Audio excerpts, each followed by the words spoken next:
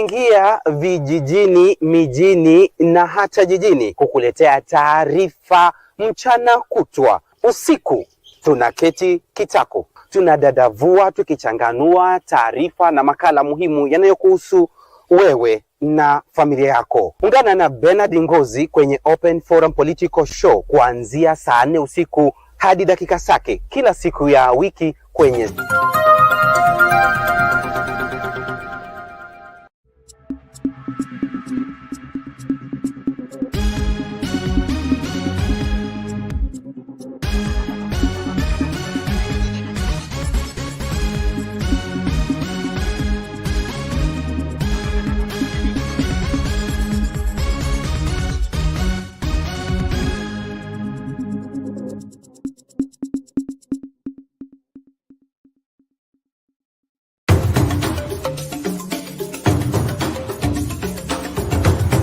Sound Candy Talk Live News.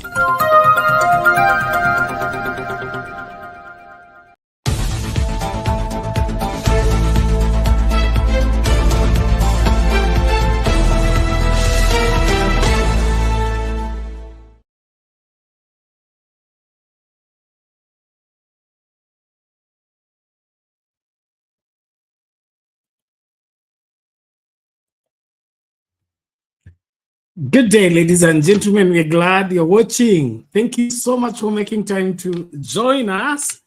This is Sound Candy Talk, Open Forum Political Discussion Show, the show that gives you an opportunity to air what you feel and think about the latest development on our political front.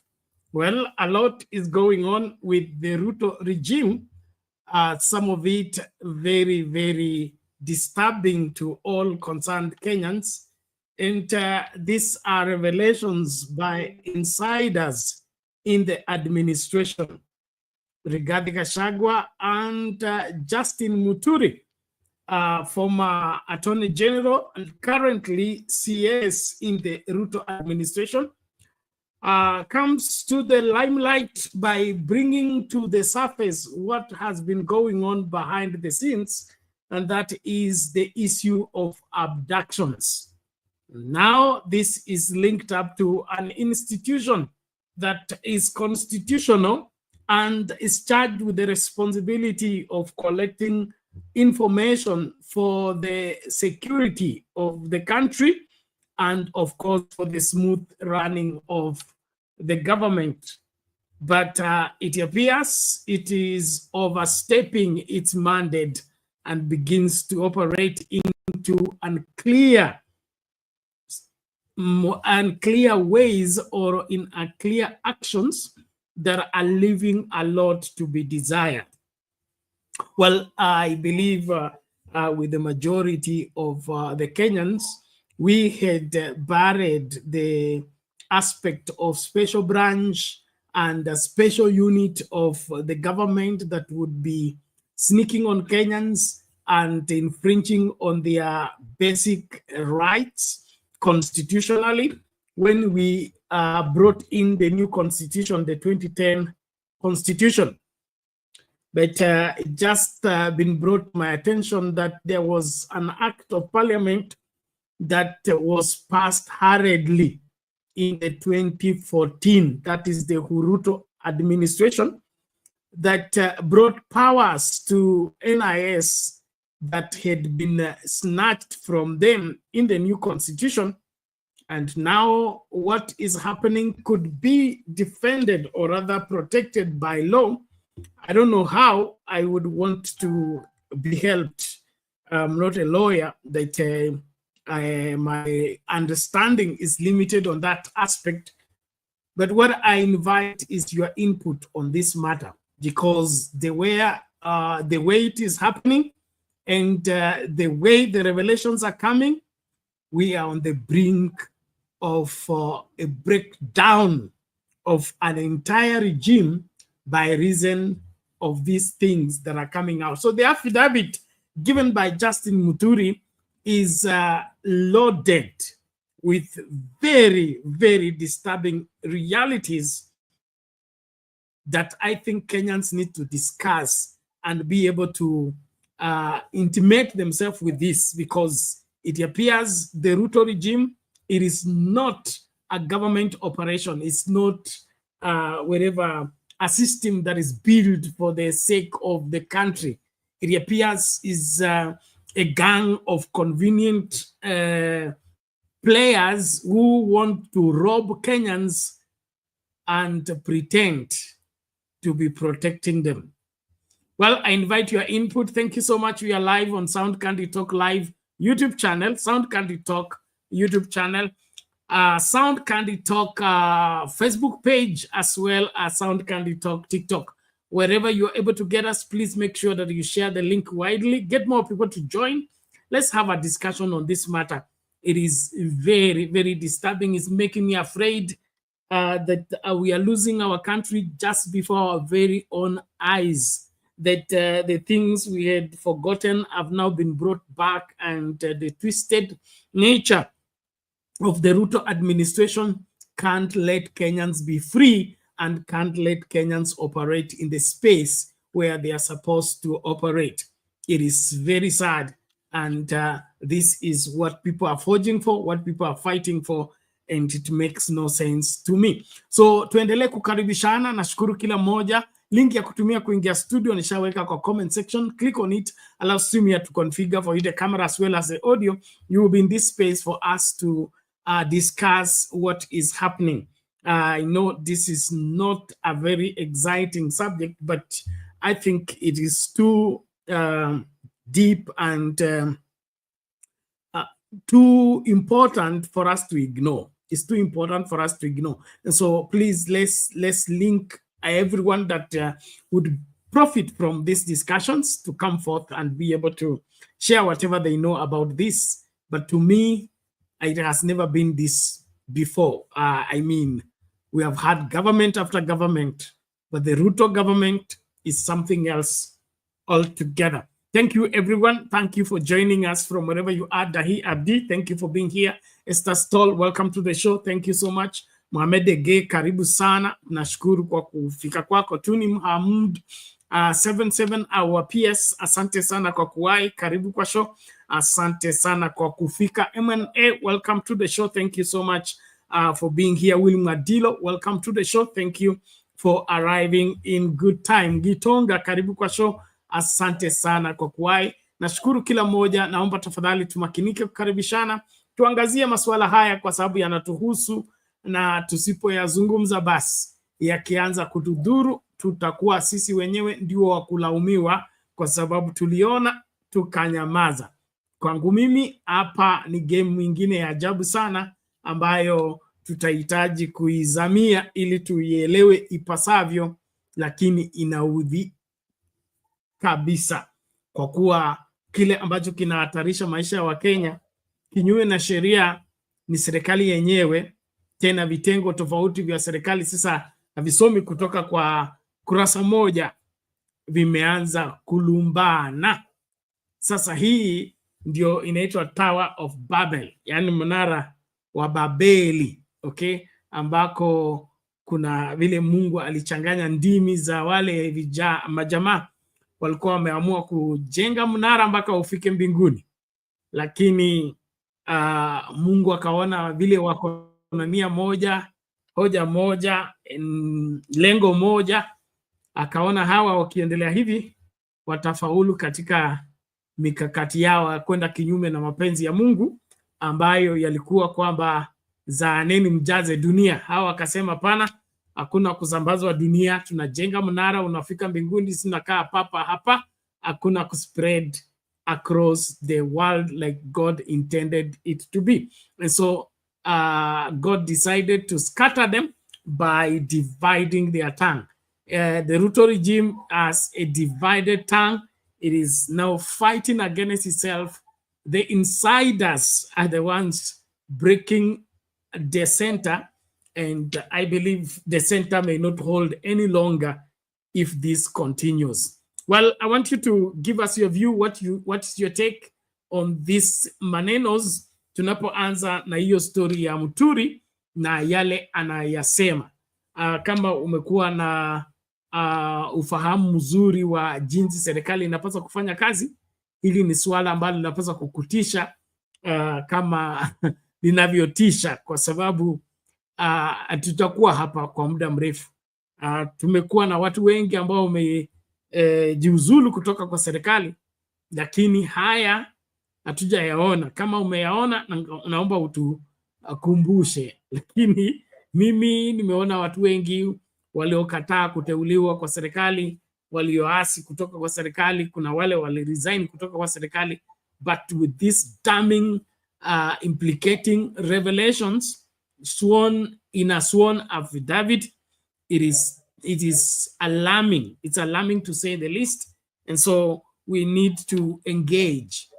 Ladies and gentlemen, as we start the conversation, please let's ensure that we are the medium through which more people can locate us and be able to partake into this conversation. So let's start with that Muturi story, and then of course we dive into it. Today there is the plate is full, but we believe we'll be able to get more people to share into what we are talking about.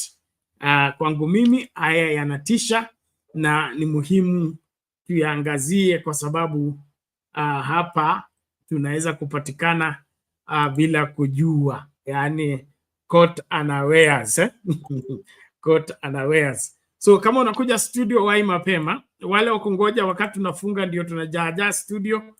Sheria nimeweka mimi muda wangu kisha nang'atuka, ili kusikue na ile hali ya kusema nilikuwa nataka kusema nikafungiwa ama naonewa. Mimi nikifika studio tunafunga. Hapana, muda ukiisha tunafunga tu, kwa sababu ni muhimu pia kukaa katika mambo, katika kuelewa jinsi mambo yanavyofanya kazi na jinsi tunapaswa kuhusika katika kutekeleza haya. So let's get the Muturi story loud and clear. The National Intelligence Service, NIS, abducted my son, and a call from President William Ruto to NIS Director Nordin Haji secured the release of my son, Leslie. These are the words of the Public Service Cabinet Secretary Justin Muturi, who in an explosive statement has revealed never heard before details on the backstory of the abduction of his son, Leslie Muturi. Muturi has detailed his desperate efforts to seek answers from various security agencies on the disappearance of his son without success. Muturi states that he had to go to State House, Nairobi, after sending the president a WhatsApp message that went unreplied and pleaded with him to intervene. As Melita Oletenges reports, the president's call to the NIS Director General Nordin Haji is what got Leslie released, despite Nordin earlier refuting holding the CS's son. Cabinet Secretary Justin Muturi arrived at the DCI offices earlier today, armed with a bombshell of a statement that would give details he has suppressed for the last 7 months about the events that unfolded after his son was abducted on June 22nd last year. My statement with the DCI explains the various steps that I took to secure his release. Muturi's statement unraveling the desperation he suffered while inquiring about his son's whereabouts. The statement reads in part, I had sent the president a message via WhatsApp at 3 a.m. informing him of my son's abduction, but he hadn't seen it. I decided to present myself at State House, Nairobi the following day to ask about the matter. I informed the president about my message and he explained that his phone had crashed due to an overload of messages.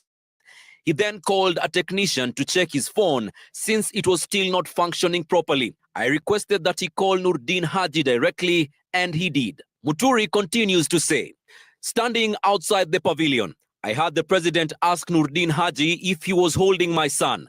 Nordin confirmed that indeed he was holding my son, and the president instructed him to release Leslie immediately. He responded that he would be released within an hour. After an hour, Leslie was released and informed me that he had arrived home. The president joked, why would anyone want to arrest a young person over the Gen Z demonstrations? He even mentioned that Kiunjuri's son and the sons of other officials had been involved in similar demonstrations. Before reaching out to the president, CS Muturi says that he had made several attempts to inquire about his son's whereabouts in vain. I called the Inspector General of Police, Japheth Koome, who promised to disseminate the information to other agencies. Then I called the Principal Secretary in the Ministry of Interior, Raymond Omolo, who promised to take action. I also called the head of the DCI, Mohammed Amin, but he did not answer my calls. I also called Said Kiprotich, the director of the Anti-Terrorism Police Unit, ATPU, who told me no operation had been carried out. The deputy director of the DCI, James Onyango, informed me that he was unaware of any operation that had taken place. A friend from NIS called informing me that my son was being held by their people. I called Nurdin Haji again. Despite multiple attempts, he did not answer. I called Kithure Kindiki, the cabinet secretary for Interior. I expressed the situation. He expressed shock. He called back saying he had spoken to Haji, who had denied holding Leslie. Professor Kindiki maintained that Haji could not be lying. This statement by Muturi to the DCI not only explains that the intelligence department was involved in the kidnapping of his son, but also lifts the lead on whether NIS might have been involved in the abduction of several youth in the country. Just a few days after attempting to read the president's speech during a burial ceremony in Embu that was met with jeers, the CS for Public Service, Justin Muturi, is now appearing to break ranks with the government. He, however, remains tight-lipped about his next move, despite political barbs being thrown his way. But this is the clearest indication yet that there is trouble in paradise. Melita Oletenge, Citizen TV, at the Kilimani Police Station, Nairobi. The judicial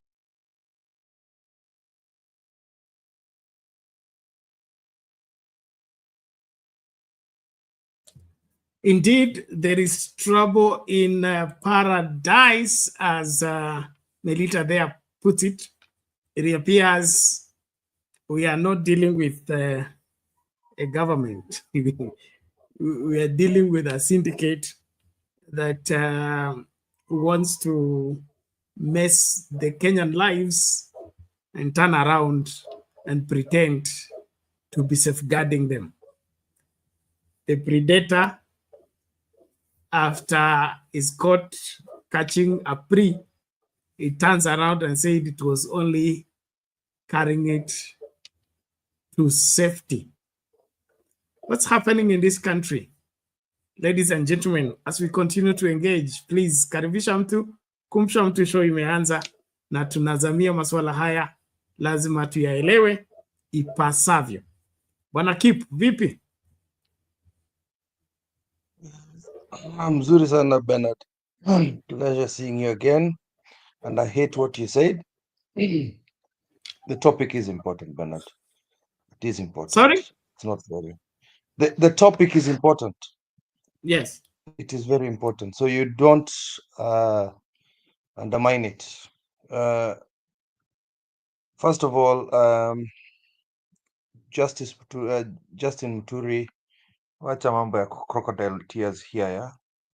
You're a man from Embu, okay? There's another man from Embu. I had a son called Billy Mwangi. The reaction of Billy Mwangi's father is what we expect. You cannot work for your abductor. You cannot work for the person who abducted your child. This is something that happened many months ago, Bernard. Why now? This is just, I'm not defending Ruto. This is just another political game he's playing. He knows that the side for Ruto is dwindling, and I think he might have been warned by Gachagua, because I've been saying this, and I think I'm beginning to understand that Gachagua is a mechanic. He's a political mechanic. And what might have happened is all these people have been warned. Forget about the failed governors that have been given position the other day. Lee Kinyanjui, Kinakabogo. Those are irrelevant to us. Those are people who lost their elections, so they're not popular as you may think. I think there are people who've been warned, and there might be a mass resignation. And Justin Muturi is just protecting his back. It's the same. I'll class it the same as Anne Waiguru speaking all of a sudden. So indeed, when we talk about abductions that is happening in Kenya and him leaking things about the NIS, why didn't he leak it last year, Bernard? Why now? Why is it that now ndio unatuonesha hizi maukweli? It's the same as Rigathi Gachagua. Mbona mnatuonesha sahi? Kwani tangu siku from the time we had maandamanos Bernard in 2023, mbona he did not speak up then as the Attorney General of Kenya? Why is he speaking now? So these are things I call crocodile tears, Mr. Bernard. I don't. Bwana Kip, Go ahead. is it with the timing or the kind of information that he's sharing? Because me, I would want to look at this holistically as a Kenyan. Then of course, look at Muturi as not just an ordinary Kenyan. We are talking about former Attorney General and now CS for Public Service. At times we tend to lose the gravity of the problem by opting for the shallow political message, as much as this is a political game being played. But the gravity of the things that are being said, to me, that is serious. We are talking about NIS. We are talking about NIS doing abduction. Abduction is an illegal operation. We are talking about the president being the one to make a phone call for the abductee to be released by the abductor. So the president knows the abductor. He knows to call the abductor so that he releases the abductee. I mean, with such manenos, even if politics is being played, are we not in trouble? No, I agree. No, Bernard, you don't understand. I was putting it in two parts. The first part is to say that this person, as Attorney General of Kenya, meaning the utmost advisor in terms of law to the Kenyan government, not to Ruto, by the way, not to Ruto. He's not the Attorney General of Ruto or the executive. He's the Attorney General of Kenya, meaning that he is the one who's going to advise government official, anybody in the government, as to what needs to be, meaning that he should have advised the NIS that what is happening is illegal. And actually, standing short, from the docket of his office, sorry. I have to interject. He cannot advise them to illegal because they are already denying that they are doing it. Now, I don't think a lot of Kenya have critical thinking capacity, because even like when you were small, when you used to play out and you tried to capture a bird, I don't know whether you did that. What we used to do, we used to put some maize inside somewhere, and then you put a bucket, and then we put a stick, and then you take with a string, we pull to the house. That was at my grandmother's, and then would go and hide. And then if it's a bird we want to catch, we put some rice in there, and then we wait. So you're speaking like a fool. I'm sorry to say. I'm going to use those words because you're not the only person who say that. I've had members of parliament say that, and I wonder, where is their intelligence? I'm not intelligent, but I think I have some critical thinking capability that any person who has reached the 12th grade of Form 4 should have. Where you should know, you don't just speak. The Bible says, listen and slow. Let's do this. Ashley, let's go slowly. We want to develop this story until it makes sense to every ordinary Kenyan. We want the Kenyan people to understand what is being said. Don't forget, Muturi is a former judge of the, I think, magistrate court. He's a lawyer. He's been the speaker of the National Assembly in, I think, 2 terms. He has been Attorney General. He's a CS. So there are some legal things he has raised that ordinary Kenyans may not make sense of it. So I don't want us to get worked up until we lose the conversation. But let me actually just listen.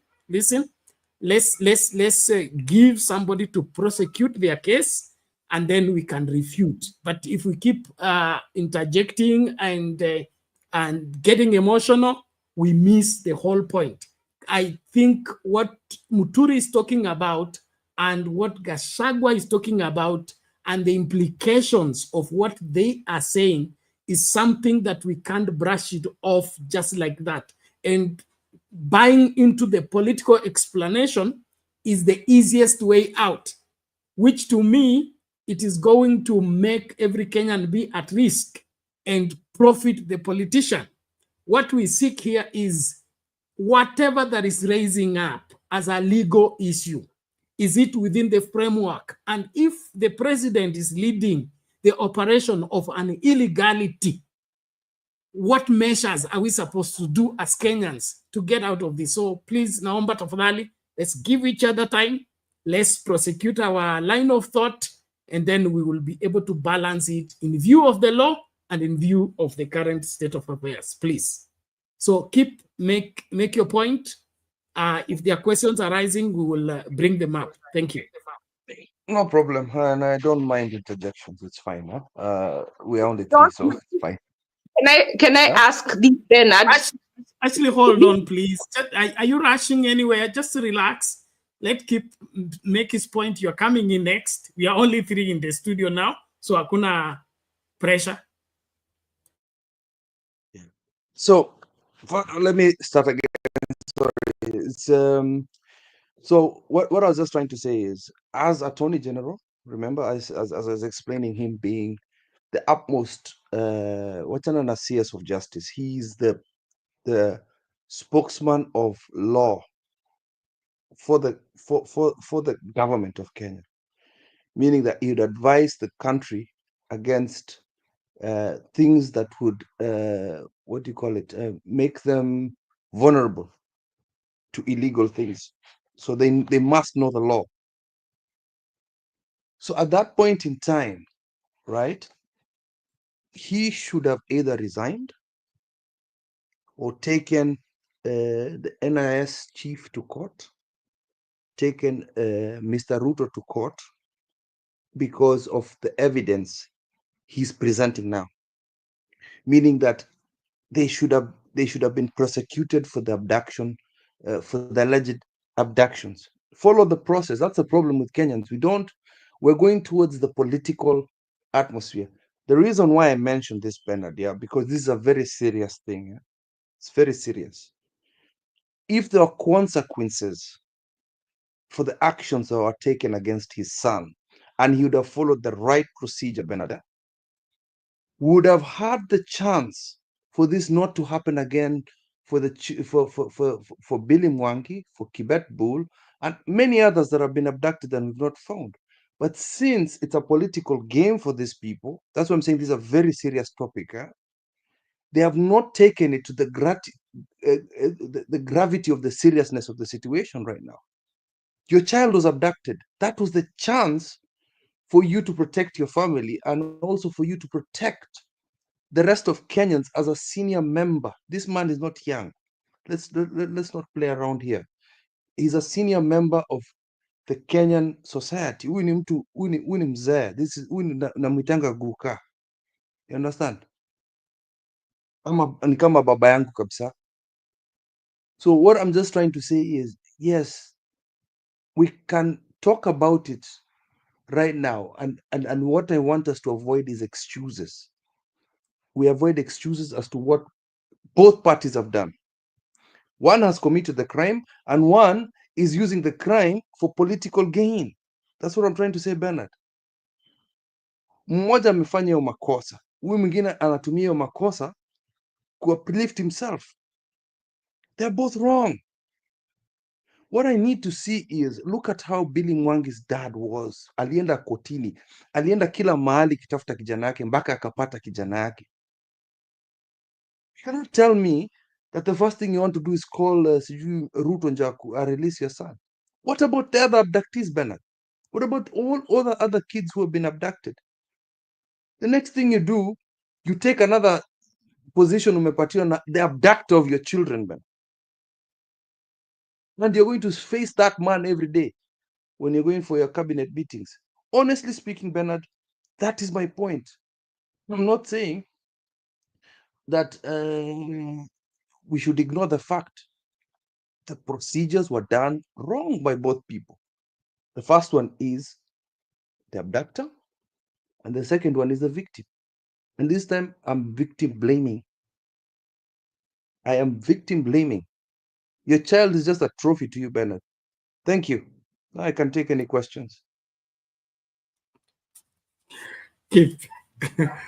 I want you to put yourself in the shoes of Muturi and tell me that you will be making phone calls to other places when you are fully in view of where your child is and who has the powers to get your child out.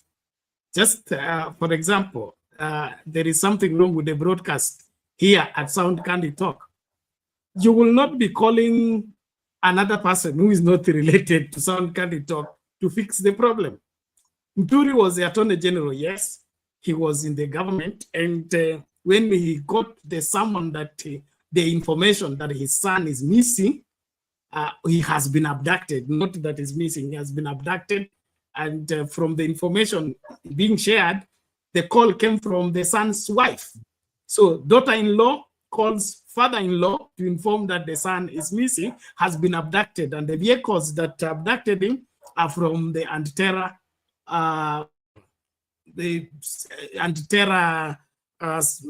department in the police. So where is he supposed to make phone calls? Is he supposed to call a press conference? Would you do that as a father? You call a press conference and resign before you secure the security of your child. When was the son secured? Sorry?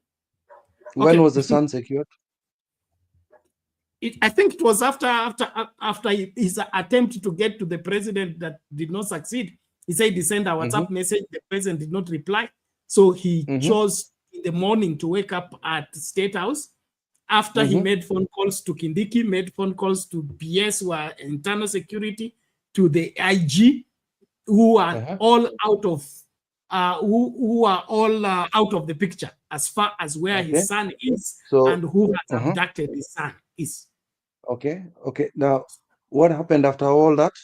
I'm just going to interrogate this question. From the information we have just played in the video, he got a wind from his friend in the NIS that the people holding the son is NIS. When he made the call to the boss, Nurdin Haji ignored the calls. He didn't pick Muturi's calls. Okay, that is what pushed him to go to State House so that State House can call Nurdin Haji and get the safety of the child. I get you. So the child was removed after all those calls, isn't it? In the presence of Muturi, the president picks up another phone claiming that his other phone was crashed because of too many messages. So he calls Haji, and Haji on phone confirms he has the son and he will be released in an hour's time. That's how Muturi's son was released, according to the information. Yes. No, yo kama mzazi tutapitia yoyote. Sijakata. What did he do next? Amepata mtoto. Mtoto amepatikana. What do you do next? Your child is safe. As a father, as a father, you're happy. Mtoto ameletwa, umefurahi. What do you do next as Attorney General now that your child is safe? Let's now switch back to now your duties as Attorney General. After that, Nikunyamaza all these months back aside while other children are being abducted, Bernard. we can't say everything. in kunyamaza. Probably, okay, we can only say in terms of speculation. We have had a lot of behind the door. Of course, the Attorney General does not advise the president in public and doesn't need to go public about what advice he has offered. And probably he's talking now because of the frustrations. He's not the first one to talk after, breaking ranks with the administration or getting frustrated in the office. Yeah. I wouldn't want us to lose this conversation by going personal in terms of the person of Muturi. We want to look at the message, okay? There is a messenger, there is message. Are we going to deny the message because of the messenger when the message is directly linked to us? What you don't get, Bernard, is I do not deny the message. Let's interrogate the message with Ashley tuende huko alafu tutarudi kwa messenger, because look at what Tuni is saying, ange resign. Okay, let's go to the message. Ashley, let's go with the message. Mi bado messenger ntamkanyaga. It seems Bernard doesn't want me to talk. Anyway, Bernard, I'm sorry. I don't know why I feel really personal about this, the way people are saying about, actually the only reason I logged in, and Bernard, I think most people are on the messenger than the message. So that's where the dispute is. And I feel so aggravated about that issue. I don't think many people have dealt with either victims of crime or being the victim themselves, not of this particular crime, but even of another crime. Even like if you look at Bill Cosby, or even at Diddy, who is currently in jail. He's currently in jail for crimes he has committed many, some of them 20 years ago. I feel really bad that people are victimizing the victim. And as long as you continue victimizing the victim, there are some people who will not come and speak because one, they have already been, they were a victim. And then when they come out, we make fun of them, we are insensitive to them, we doubt them, we question them, and then we do not look at the aggressor. The aggressor is again getting away with the crime because we want to throw stones at the victim. If that boy or that man was abducted, not only is he a victim, his family went through an ordeal. So they are also victims. So when the victim gets enough courage to come and say his story, then we start throwing stones at them, and then we negate to even question what he's saying. And as Bernard is saying, the substance it holds. I just feel my heart pumping, boom, boom, boom, and I'm not involved with them. I don't even think this is a political issue. In fact, the people who are making it political are the ones who are accusing Muturi of not doing something. Let me tell you, you don't just speak. There is a verse in the Bible that says, be slow, quick to listen, slow to speak. If you want to catch somebody, like you said, Muturi is an attorney. So timing is everything. You see, you can just come and speak. Let me tell you, if he came and started accusing them, they could even have rearrested the son and trumped up charges. Now they can't come and arrest him now because it will be so obvious to everybody it's retaliation. So he calculated, and at that time, he may have made the decision, it doesn't matter. Or if it was an isolated case, that's okay, because that happened back in June. But it has continued, and every day he has watched, and every day he has had Ruto say he doesn't know. He has had him say he will stop. So he felt safe, because a victim has to feel safe to tell their story. Because one thing the victim never wants to do is to be doubted. Because imagine you are a victim, then you're saying your story, and then you're doubted. So now you're double, it's like trauma all over again. When the kids who had kidnapped came out, what did we start saying? They abducted themselves. We have become very insensitive as a community. And I'm getting to the point where I just want to log out, zone out, because we cannot be helped. The people who will end up being, like, you can even get sick trying to help somebody who cannot be helped. Even God was unable to help Lot's wife. They tried to pull them out of Sodom and Gomorrah, and she looked back and she turned into a pillar of salt. I'm telling you, Kenya is worse than even America. It is worse than those people who have even gay laws. We are so inhuman. We have no pity. We have no mercy. Have you sat down and thought, Muturi can imagine I'm the AG and my son has been abducted. Like, where do you come and say you're the AG? At a point, you're not even the AG, you're the father. That's your son. So when he comes back home, and you know what they were telling him? Maybe he was carjacked. Had he gone with that, the guy would have been killed, and they say it was carjacking. So there was an intention to finish the son. So when the son comes back home, only a fool speaks quickly. And I don't think that Muturi is foolish. So he has to think, what am I saying? Or even stay near and start looking. Now he was more sensitive. See, even immediately after, he was removed from that docket. He was returned, but he was returned somewhere else where it's not that effective. So he's wise because he stayed to look what is going on. His testimony holds more weight now than it would then. That time it would still have been dismissed. Even today, there still be people being abducted. So it doesn't mean that if he had released that information, then the abductions would have stopped. What I suspect that would have happened is that they would have brought up trumped charges against the son just to cover their tracks. So he kept quiet. Now that he's speaking now, if they bring any charges, it will be obvious to everybody that it is retaliation. So we can't say, why didn't he speak then? Because he's not stupid. He's not a fool. He's a wise man. And and I'm so sorry, but this one, oh my God, I just joined. It's in the middle of the day, on a day I don't normally go in on here, but I am just here to say this. Think again. Think again. Put yourself in their shoes. Imagine that's the president. These are people who you don't know where they're abducting and taking them. Do you just quickly speak? No, you don't, unless you're sure that whatever you say will have an effect. And this, he felt safe now. Because after this Tanzanian lady was released, now even the international community is looking at Kenya and at abductions. So maybe Muturi is feeling safe to come out now.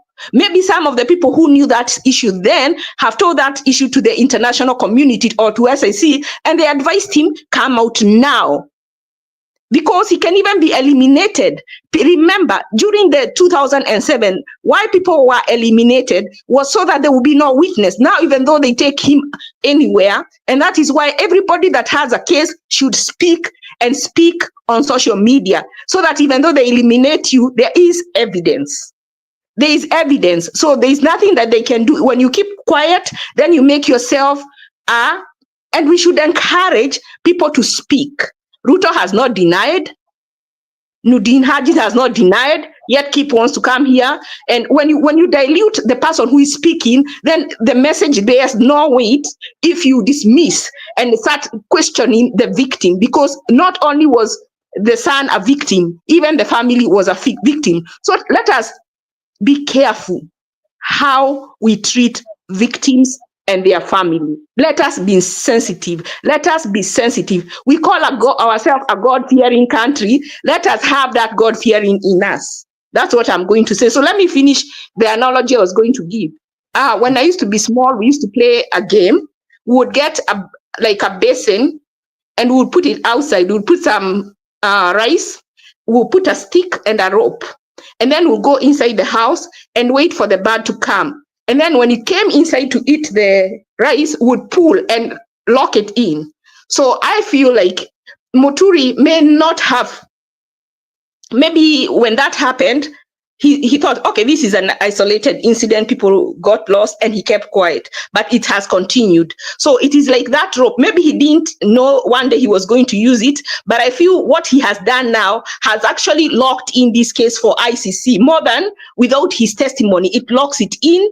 we were asking who is abducting Kenyans. Now the answer is clear. But if you would have said then, it would have been easier for the government to cover themselves then than they did now. So him waiting is a blessing in disguise for anybody who wants to fight for the rights of the abducted and for them to get justice. They would be praising Muturi, so that when you praise him for coming out when he would have continued to keep quiet, and for coming out now and then, not then, because then it didn't have had the same weight it has now.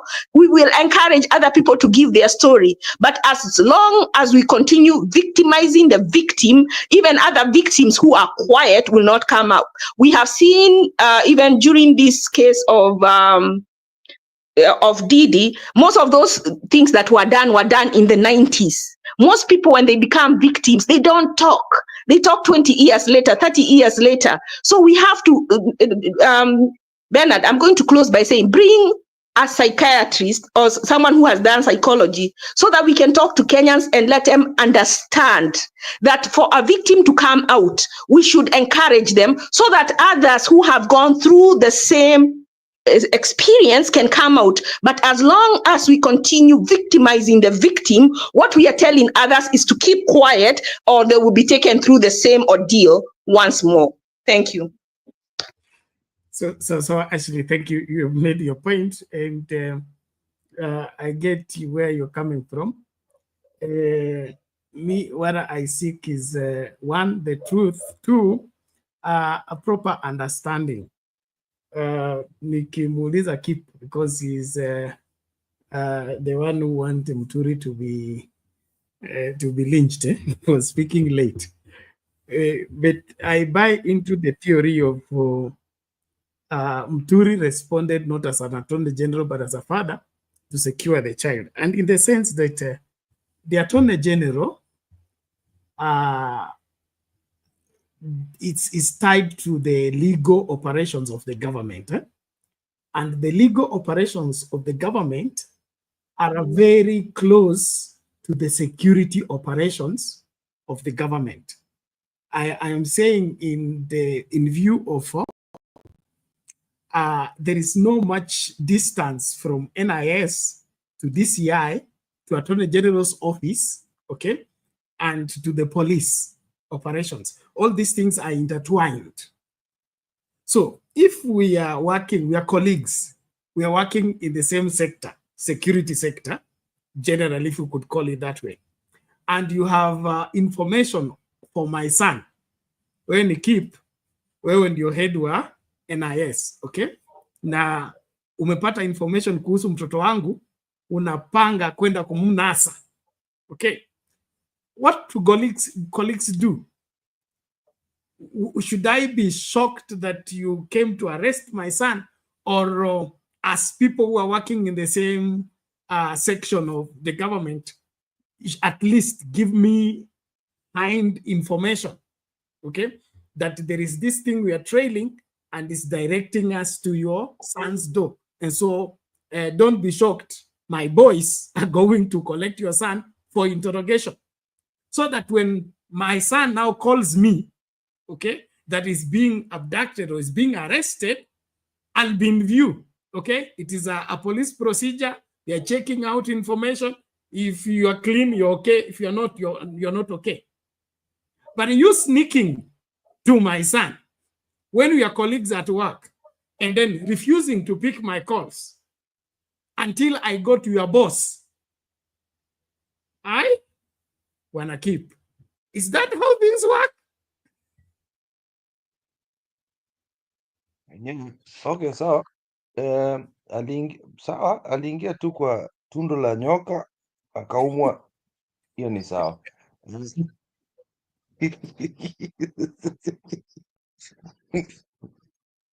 So yeah, ukidecide ku dance na manyoka ni sawa, hiyo ni shida zako. Let's leave John Muturi alone. He's not going to resign. He's an angel. Alikuwa anatukana tukio huko Amio, ni sawa. There we go. Now we are good. As for this thing, I think these people should be taken to ICC, to be honest. This is blatant it's like we're not in a country, we're not in a country of laws. Who, let me ask a question. Wasn't the police, the NIS, the DCI, all these people independent bodies? Why are you receiving a call from Ruto? I still don't get it, Bernard. Why is Ruto saying that, yeah, I'll stop the abductions? Hii kitu mimi sijaelewa. I'm moving away from Muturi. You know, aliingiza mkono kwa nyuki akaumwa, sasa anakuja kutulilia. You just need us as Kenyans to understand that some of these responsibilities, we need to start following the law. We need to start following the constitution to the letter, because there's something Omtata said. Ile siku ma MPs watajua kwamba Ruto is not supposed to touch some of these things like our money, treasury, our police, our judiciary. He's not supposed to give orders. Kazi yake yenye amechukulia by force because aliiba hiyo elections, I will never dispute that, I've never called him president, is the fact that yeye kazi yake ilikuwa kuongea na CS wake na kufanya kazi yao na ma CS wao. That is his work. Lakini kuingiza mkono kwa treasury, hii kitu kuingia kwa matters of police, hii situation ya kuingia matters military, all these things we need to either, kama wa Kenya, tukae chini nao, because I think Kenyans understand the law more than MPs. Tukae nao ma MPs tuwafundishe kazi yao. It's like they don't know their work. They don't know that they're the ones who are in charge of that treasury. Hao ndio wanaenda kuambia treasury, toa hii pesa, weka hii pesa pale. And not Ruto to walk around to say nimetoa 50 billion ya kufanya hivi, sijui nimetoa 20,000. Sasa nasikia ameenda juzi kuuza 20,000 acres of our land. Or is it 200 acres of our land? I don't even know. So Bernard, NIS should not be receiving a phone call from Ruto under any circumstances. I don't understand why the NIS boss would be talking to Ruto. That is the first red flag for me. And I understand, okay, the only way that Muturi could actually have gotten what he wanted was to talk to that fool, to go get that fool to release his son. But is it is that the way it's supposed to be? I think we think colonialist backwards. Enyeweka supervisor hapo, mimi nakwambia aliingiza mkono kwa nyoka, ameumwa, hiyo ni shida zake. Hiyo ni kweli, na haiwezi kuwa shauri yake kama kile kilichotendeka kwake kinaendelea kutendeka kwa Wakenya na kiko kinyume na sheria.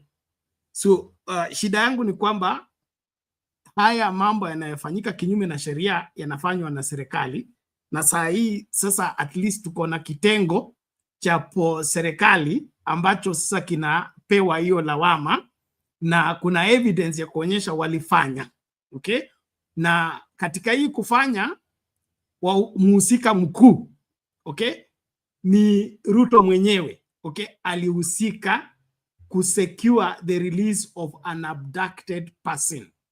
He was able to get the phone number of the abductor, call the abductor, and told the abductor to release the abductee.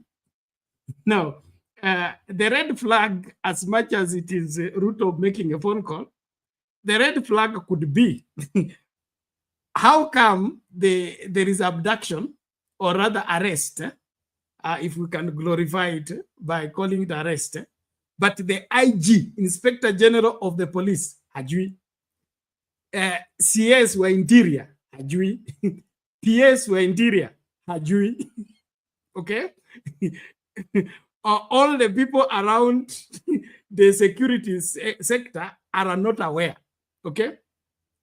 Until a whistleblower from NIS is the one telling Muturi, hata kama Haji anakataa kwamba hajamshika, ni sisi tuko na mtoto. So there is some disconnect hapa ambako this disconnect is either deliberate in the sense that the commander-in-chief is the only one in the know-how of the abduction process, and he knows how to secure those he must secure and those that must die to die. And if we follow this story properly, I think it will lead us to where we need to take a position as Kenyans and accept that what we have is not a government, but a gang of people who have come together to make the lives of Kenyans unbearable.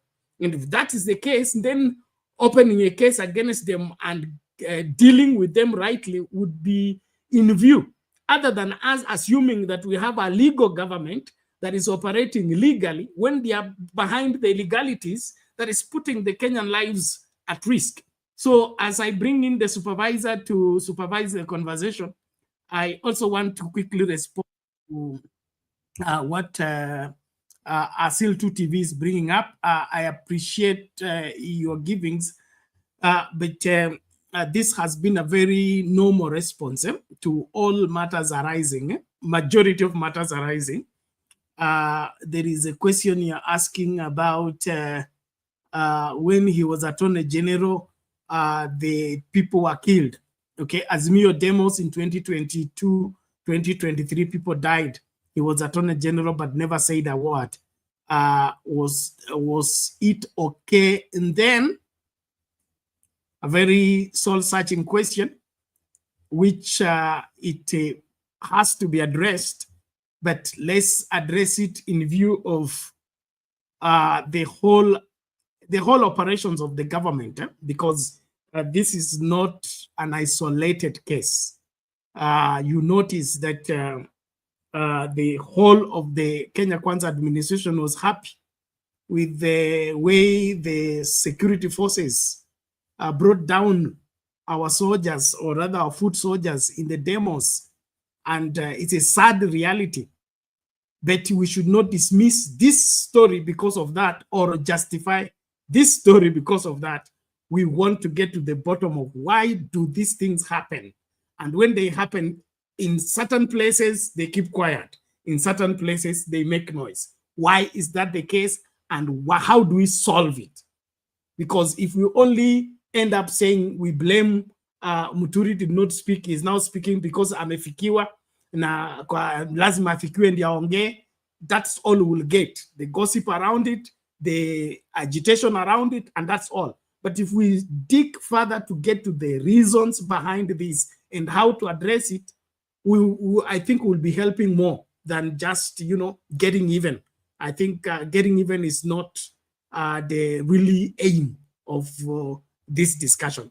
But I appreciate that, and it is in public domain. We know that very hurt families, very, very pained families by reason of all those things that have taken place. We don't take them lightly. We don't brush them as nothing.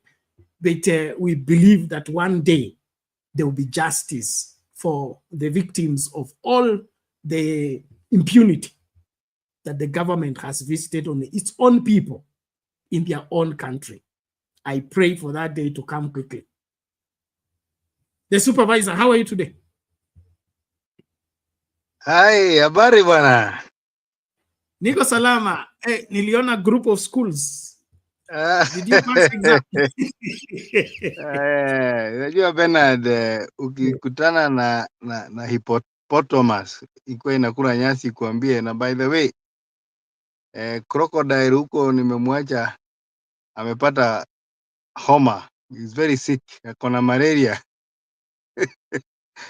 I think you should believe the hippopotamus because they are friends and they live together in the sea. So when you see a former attorney general, current minister, telling you the abductor is this warrior guy called Nur Haji. You know Nur Haji? This guy was in Kanu in YK 92. People don't know that. But the bigger number of YK 92, where Jirongo was there, where Ruto was there, where even this other guy who was the Minister of Agriculture, they were there. So this is just a KANU way of operation. Inaitangwa wale wanasomanga sheria wanasemanga modus operandi ya KANU. So what has happened is that me and I'm happy because things are boiling nicely. I don't like Kenya Kwanza. I have never liked it. But when Kenya Kwanza is fighting amongst themselves, I am taking sides. Tunaambia Muturi, kanyaga. Kanyaga bwana. Kanyaga kabisa. So, so where we sit, we want the collapse of a government. And any enemy of my enemy is my friend. Until we slay the dragon. We are behind Gachagua and we are behind Muturi. And we are not behind them because they want to become president. We cannot, in fact, like Gachagua can never become president because he was impeached and legally he cannot. But we want to be behind him to push. Piga huyo mtu anakutukana wewe ni nani? Unajua tulikuwa shule bwana Bernard, tukifunga shule tulikuwa tunafunga na mtu. Na kama mlikuwa na grudge ya mwaka mzima na ni December, mnajua mtakaa sana. Unasema wewe ni lazima nitafunga na wewe. So ilikuwa inafika mahali unachochea wale wanataka kupigana, unaambia mimi siwezi ambiwa hivyo bwana. Hao. Kwani anakuonanga wewe ni mtoto? Anakuona wewe ni mtoto bwana. Kanyaga. So in our school tulikuwa na mahali ilikuwa kama wrestling pitch. Tumeitengeneza vizuri, tunakaa huko nje na tunapaka mtu mate kwa mkono. Tunamwambia akitoa hiyo mate ujue amekudharau. So anapaka mate, anakuja anatoa. Sasa vita inaanza hapo, watu wanatoka kwa wamefura macho hawaoni So we are here to support Kenya Kwanza to kill themselves and to destroy their own government, because that is the reason why I actually had no problem when ODM supported the impeachment of Gachagua, because you can imagine Gachagua abused Raila and said you're going to Bondo, blah blah blah. He abused Uhuru. He has been speaking badly to everybody. So when Raila was given a knife, what would you have done? Si hata unachinja inakaa mzuri. Kwa hivyo we are not going to help this nini. And I was telling people that look at the politics in a larger and in a what we call an aerial view of politics in Kenya. You may be so surprised if I tell you today the way I'm looking at it. I'm looking at it like this guy, Mr. Watu wanasema kwa nini anaongea after 6 months, Mr. Justin Muturi. I'm so sure hiyo si anaongea, yeye amesukumwa from very far. Hii kitu hii ni ile inaitangwa fimbo imetupwa from very far. Na ndio nilikuwa naambia watu wasifikirie ati kwamba Raila hadi saa hii amependa Ruto sana. Na si ati Uhuru amependa Ruto sana. These people wamemsupport kwa sababu ya ka interest kao kadogo, na ka interest kwa Uhuru ni biashara ziwe stabilized kidogo, kusikue na Gen Z movement mpaka ifike mahali Brookside haiwezi kutoka Ruiru ama hapa Thika Road iende Mombasa. You see, that one is a very bad problem. So he wanted a small stabilization for his business. Na Raila interest yake ilikuwa EU.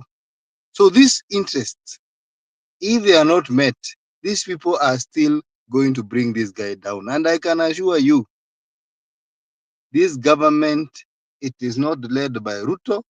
It is being led by Raila Amolo Odinga. And it is being led by Uhuru Kenyatta. These are the people telling Ruto, don't worry, we are with you. Anybody you want, we will give you. Any support you need, we will give you. But just imagine a scenario. And I'm telling you this so that you get out of your common kind of, people think of this low-level politics. In the next 2 weeks, Raila is going for AU seat. Amepigwa picha na president wote Africa. You might think he has won. But let me remind the people of Kenya, this is a secret ballot. Now, in a secret ballot, The reason why it's called a secret ballot, it doesn't matter how much I smiled to you. It doesn't matter how many pictures I took. You will never know how I voted. That is the reason why we have secret ballot. So it is not about public display of people. And I will tell you this is my own opinion. These people might not vote for Raila. In fact, Raila might perform so poorly. And the reason is, one of the things is these abductions. The other reason is because of his the fact that he is a person who speaks his mind. He might come to your country and speak a mind that you don't want. So when all these things are said and done, I'm imagining a situation where Raila loses and then comes back to Kenya. And then he says to the people, "Nilinanganya. Wakanipeleka huko ndio waniache. Nimerudi. Kumebambauka. Kumebambauka." I can assure you that government is gone. Na niliambia watu hapa last time, this government is on life support machine of ODM and Uhuru Kenyatta. The moment the life support machine is gone, we are back on what we call reset. That is why I'm saying we might not even get to 2027, because if things go the way I'm thinking, then hakuna serikali hapa. Na sisi tunasema Muturi aendelee kufanya kazi yake.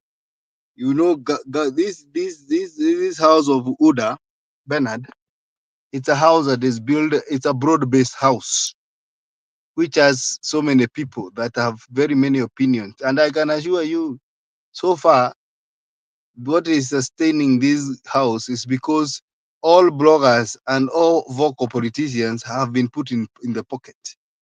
In fact, I'm told there is no time in history where the politicians have made much money like the days of Ruto. Because Ruto, the moment he finds that you are powerful and you can influence, then you have a lot of money in your pocket to keep quiet. And therefore, what is happening now, it is the house is leaking. It is leaking at the corner of Justin Muturi. But come after AUC, when Baba comes last or second last, then it will leak more. And the moment it leaks more, I will tell you there will be a lot of dissatisfaction. Remember that many Kenyans, even this month, are going to be deducted 6% in their payslip. 6% is a lot of money. When you increase 6% on top of what has been deducted, then so many people will still be bitter. So Kenyans are waiting for that trigger moment. And I can assure you, it will not be business as usual.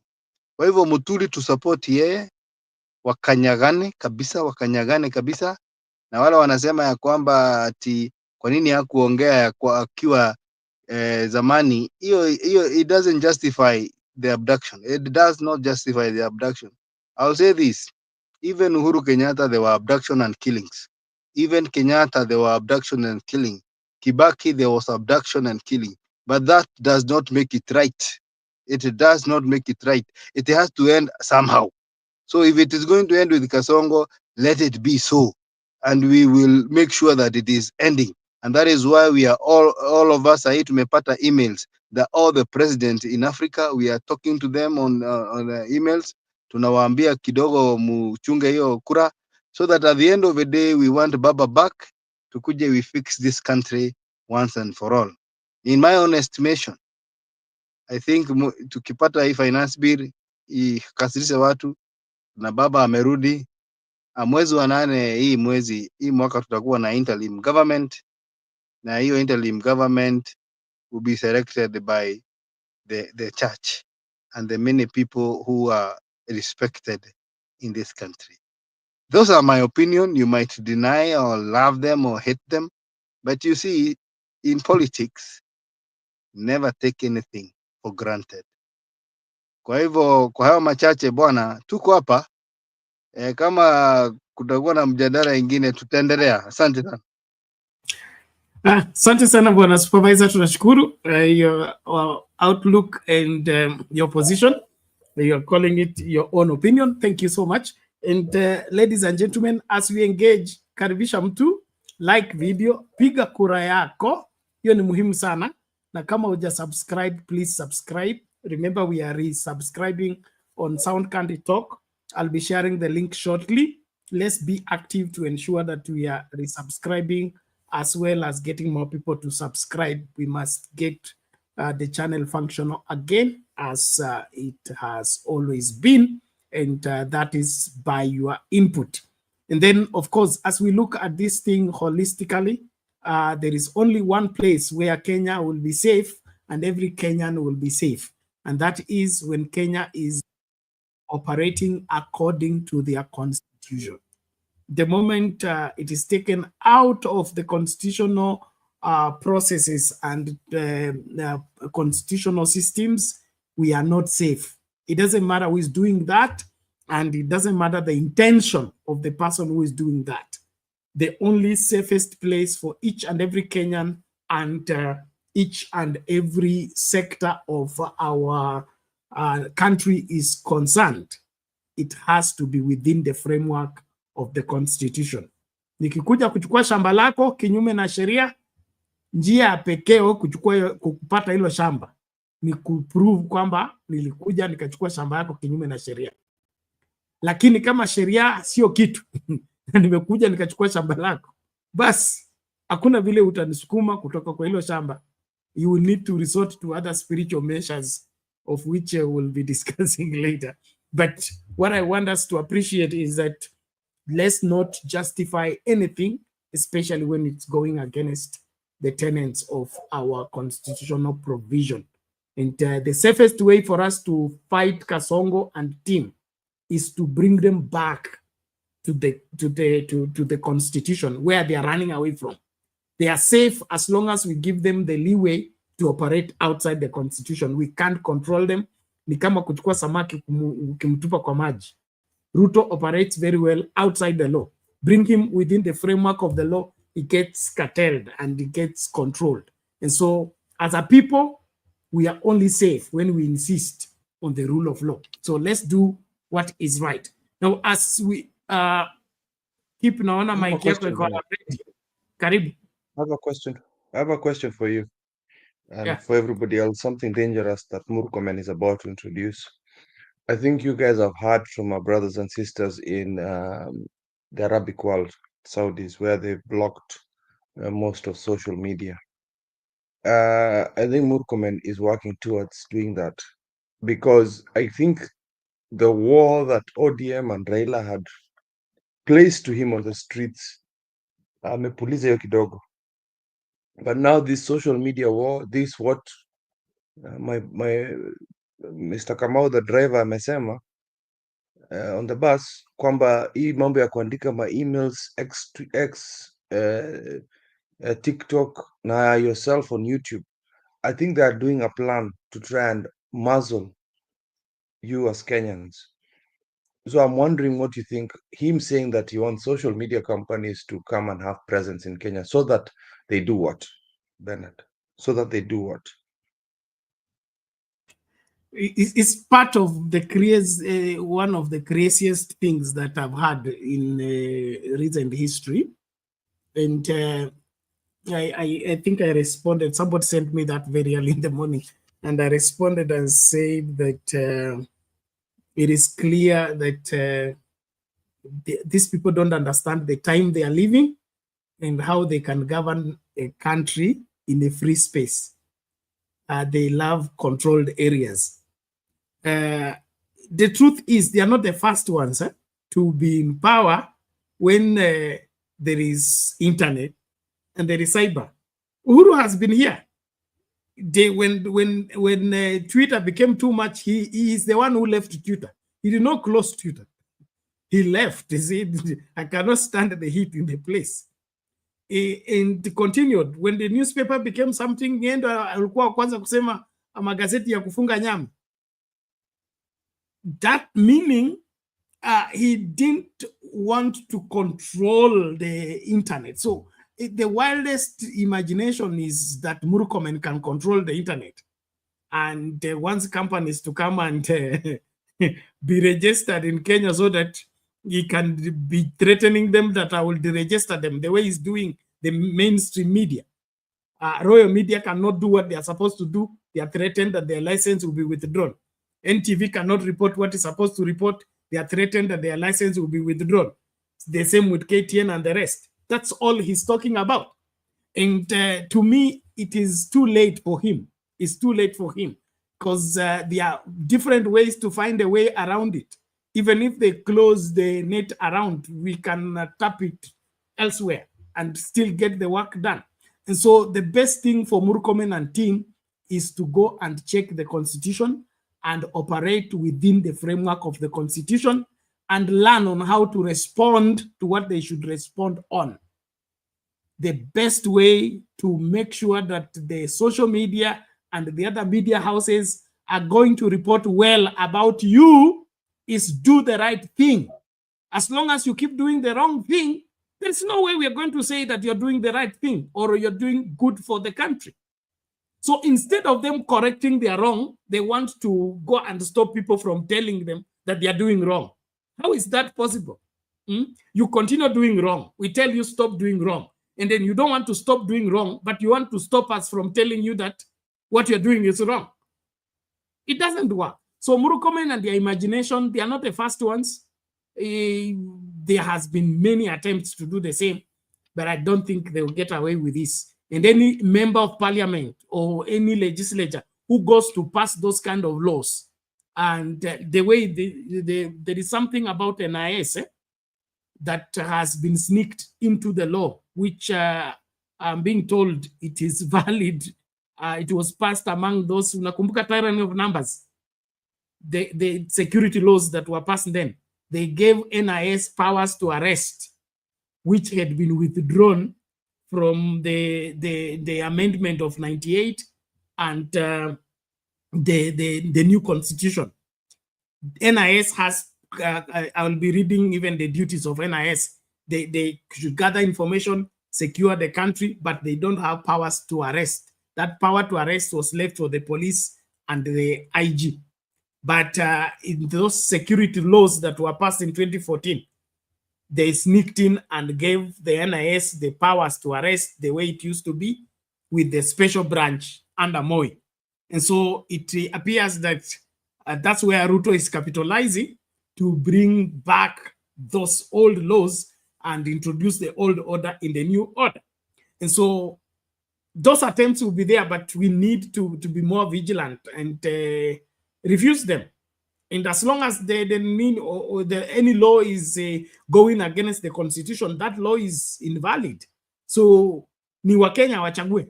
Kama watakubali kudansi ngoma ya Murkomen, sawa. Lakini sioni wakienda anywhere with it. And you can't force companies to come and be here. They will just close business here.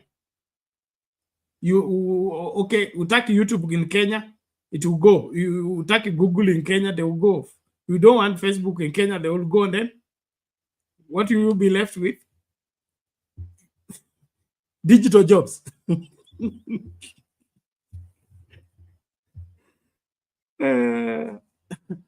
Well, unless kuna mtu anataka kuongezea kwa hilo, I need to play another video.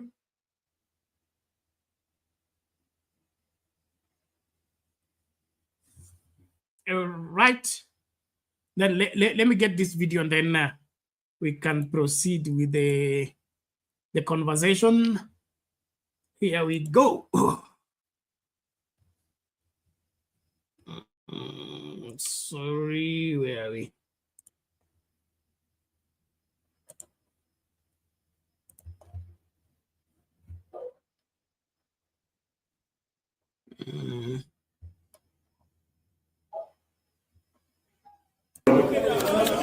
So lazima tuelewane hapo watu wetu. Mtu anasema mambo ya Mau Forest. Anatembea toa watu Mau Forest. Sasa kama mimi nilifanya makosa kuondoa watu Mau Forest, wale tuwatoa. Kama kuna kitu mimi I feel proud as a retired public official is the restoration of the Mau Forest. Kama nilifanya makosa wako na serikali sasa hizo warudishe watu kwa Mau. Why they blaming me kama nifanya makosa wa correct makosa watu warudi nini? Warudi Mau, they leave me alone. Lakini wakati mnakadiria pesa mnasema these billions inakuja from tourism. Masai Mau, Masai Mara, Game Reserve inaleta these millions of dollars. Mkumbuke kwamba hizo dollars zinakuja kati sio tunatembea. Hiyo Mara river ilikuwa imekauka. That 71 of the world, the world peace ilikuwa imekwisha, ilikuwa ni matope tu. Sasa we have recovered that river, we have that forest, watu wanapiga kelele. Kama ni makosa, watu warudishe wapi?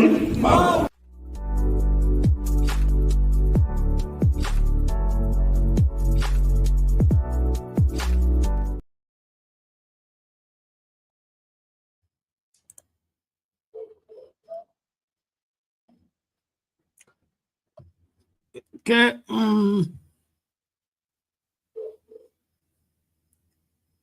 Back to the Ashley. Ashley, are you there? Yes, I'm here. Yes, on this issue of the rolling back. Okay, we talked about constitutional rollback.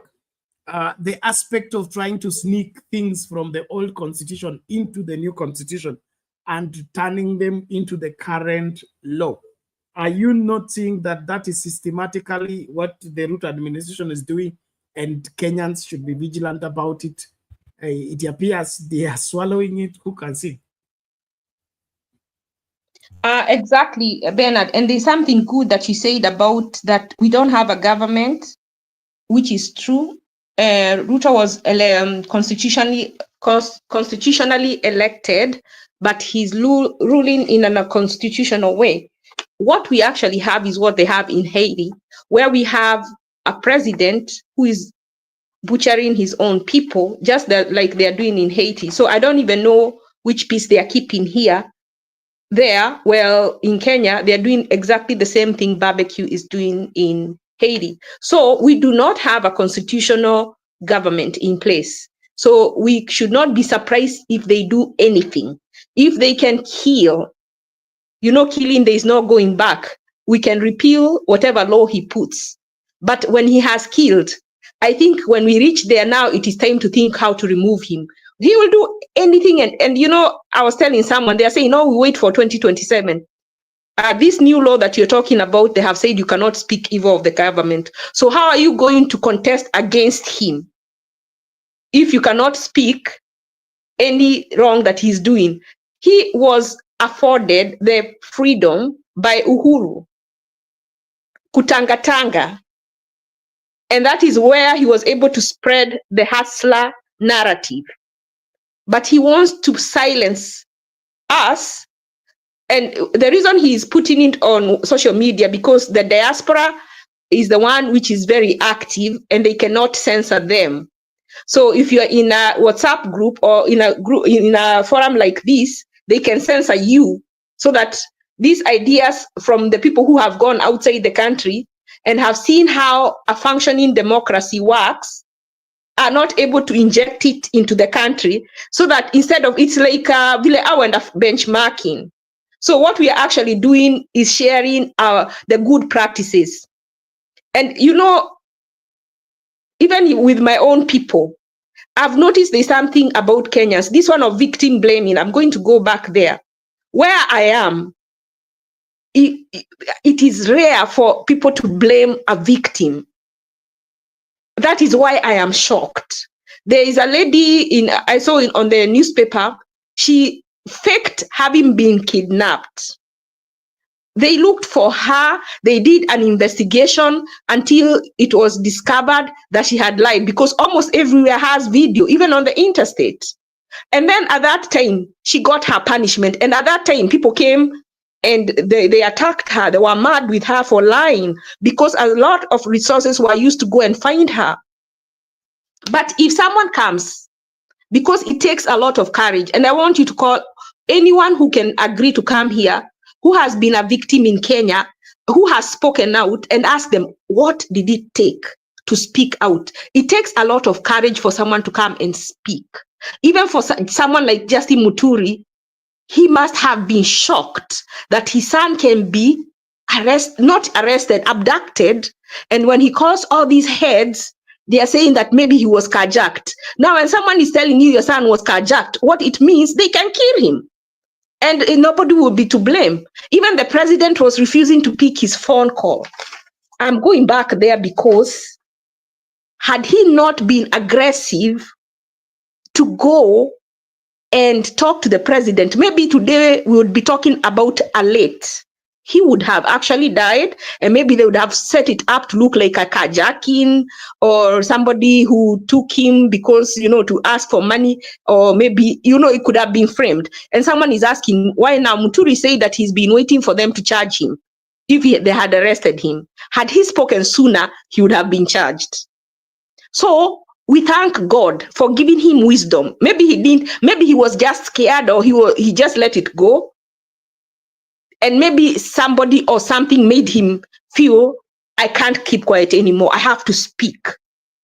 And by him speaking with all, and I think he knew all this will come, it takes a lot of courage. And it is going to save a lot of people. And I'm telling you, some people are saying, had he spoken, it would not have continued. It would have continued. And before you come here and talk about the president of the country, it takes a lot of courage. So it is not something to be taken lightly. I know he considered it and he's decided to keep quiet. So what are we supposed to do when someone comes forward and say they have been victimized in whatever way? Even the recent victims, we made fun of them. Do you know if they were sodomized? Do you know what was done to them? And then we come and make it like a joke. Some of them ended up dead, and yet we come and say they are abducting themselves, or Gachagua is abducting them. If Gachagua is abducting them, which is what Ishungwa said, why have they not arrested him? Do we even have a working government? And that is what I'm going back to, because the Constitution gives us the sovereign, the power. So it is up to us, Bernard, to take up that power that belongs to the sovereign. And that it says in Article 1 of the Constitution, Clause 1, that that power must be exercised in accordance with the Constitution. Right now, they are talking about firing or removing all the CJs, all the Supreme Court judges.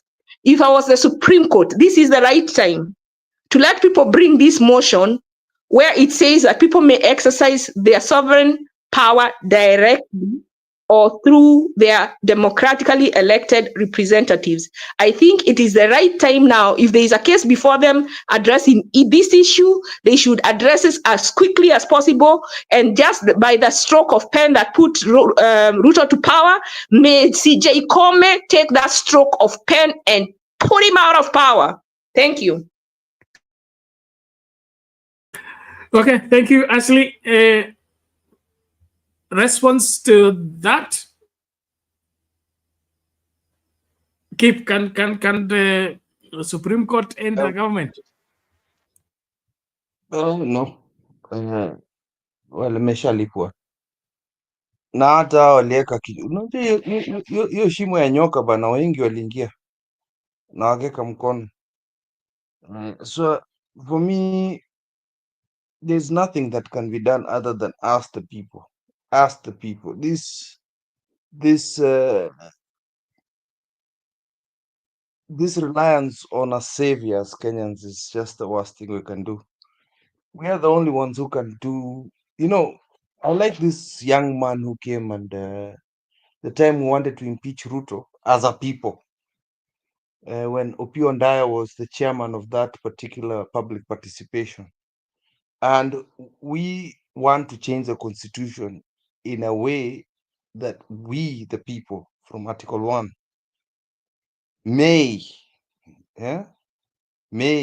mandatory, optional, optional, tunaopatia ruhusa kutu represent, optional, the power shall, the word shall, mandatory, should be ours. So we are the kings. and queens of this country. We are the ones who own this. These people are our servants, and they don't act like it. So for me, I know Ashley wants to go. I think you're looking at it from a Western point of view. No, I'm exactly where you are. They are on the genuine victims. The genuine victims are the people from Kondole, the people who were stoned when ODM was going around wakifanya maandamano. Why wasn't it possible for Billy Mwangi's father to call Ruto and ask where the son was? Why was he in tears? Is it Justin Muturi is a more equal Kenyan than the rest of us, that he had the opportunity to do that when the wrong was done? That's what I want Kenyans to put a glass eye on. Yes. But surely, Bonakif, let me ask you, you are the Attorney General. Yes. You are the CS. The proximity between you and the president is very near. I mean, the question you're asking is not making sense, because me personally, I would the son of Billy Mwangi, the father of Billy Mwangi cannot reach the president, but Muturi can. Why? In fact, let me put it this way: even if Muturi was not the Attorney General and he was not he's not a cabinet minister, he was the former Speaker of the National Assembly, and he was a magistrate at one point. So he is among the elite. And anybody, even Kalonzo Musyoka, can actually reach. Can actually reach the president. So I don't think we should create a storm out of a teacup, or create a mountain out of a molehill. What Muturi did, I think, if you argue that way, we will ask ourselves, did he plan the abduction so that he becomes in the limelight? I'm thinking this way. He did what any other father could have done. He went and asked, "Where is my son?"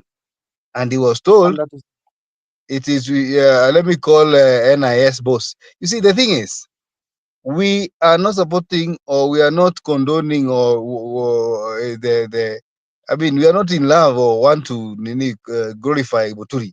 But the question of abduction, that is the bottom line. Why was his son abducted? And who abducted him? And which constitution are these people using? Is it detention without trial, like Moi, but through the back door? So let us not go around Muturi and what have you, and who he is, and why we should be not having mercy on him. What we should be asking ourselves, can this thing stop? And if it will not be stopped, can we fight until we don't go back to the days of detention without trial? Those are the questions. Let us not go around the story. Okay, yeah. Okay, Supervisor. Naomba hivi. Please let me say something. Please. Ngoja kidogo tu Ashley. Let's not go through circles. Keep. Like I said, Muturi, Nuruddin Haji, the other CSS, they are colleagues.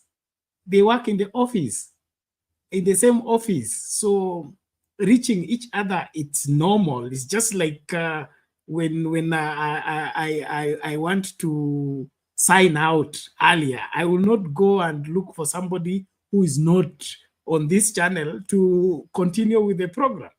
It is the same thing. So let's not make it so personal that Muturi is more equal than others. He just called and he called the right office because of the information he was given. Information given in the sense that IG is not aware, CS Interior is not aware, PS Interior is not aware, but he has been given a whistleblower information that the person holding your son is Nuruddin Haji, the boss of NIS. Yet, ukimpigia as your colleague is not picking. So the only place to report Nuruddin Haji is to his boss. Who is the boss of Nuruddin Haji? The president. So we cannot compare Muturi and the father of Billy because they were all abducted. Ruto is not his boss. My one. Ruto is the CEO of this country. Some elitism, I really don't like. They're not elites. They're ordinary But Kenyans like us.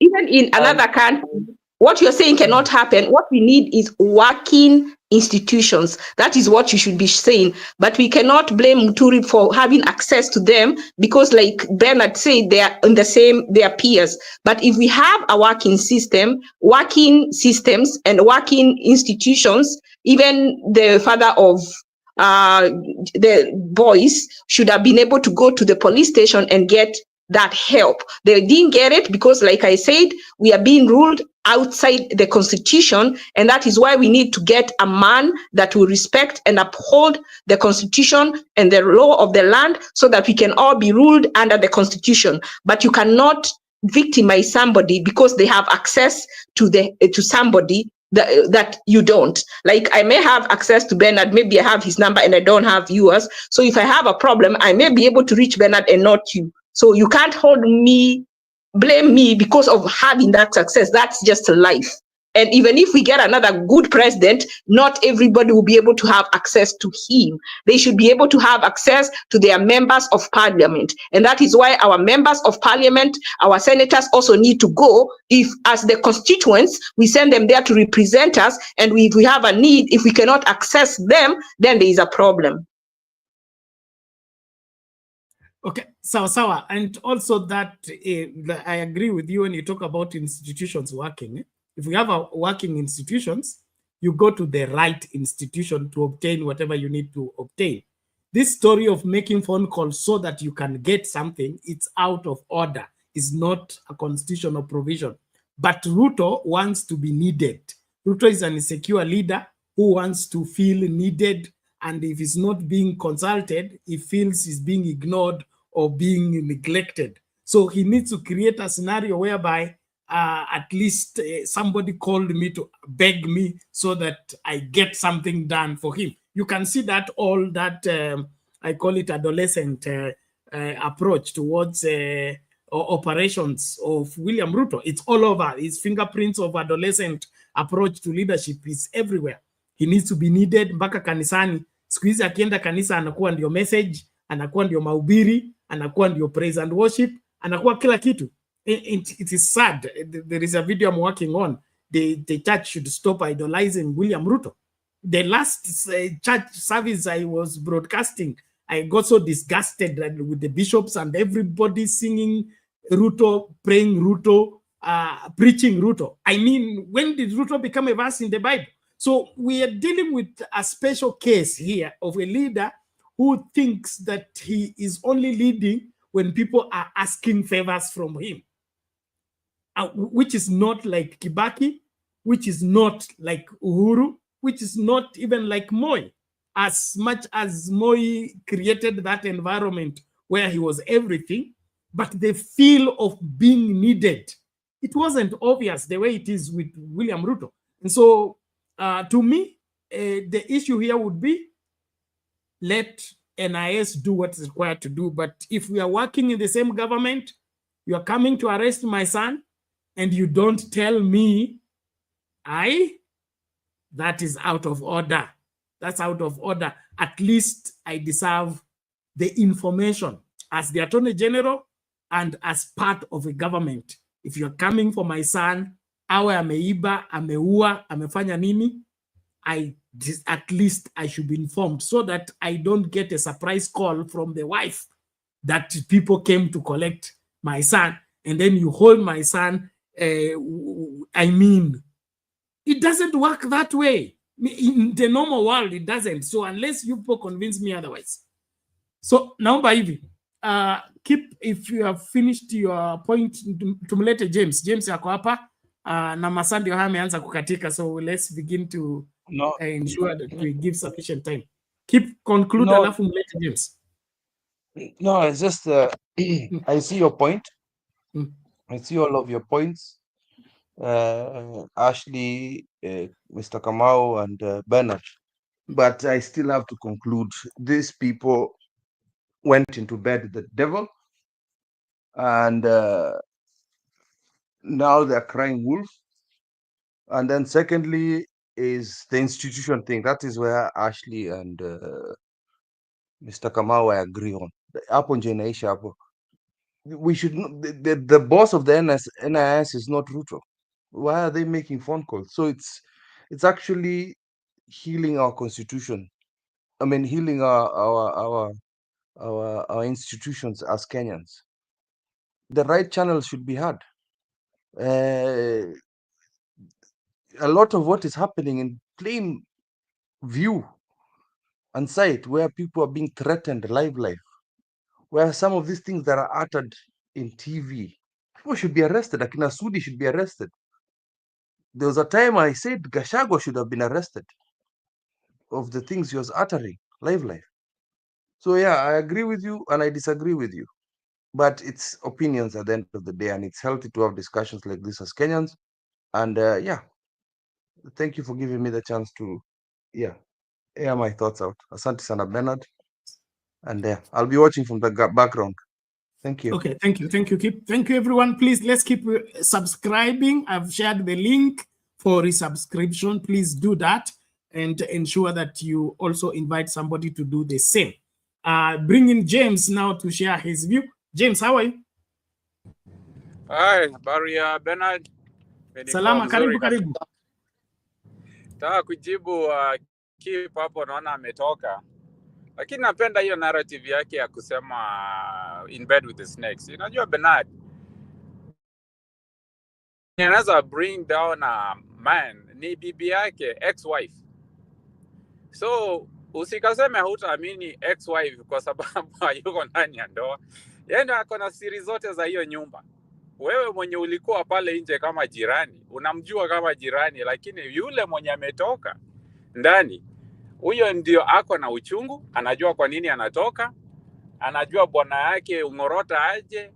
So it's okay to sleep with the snake.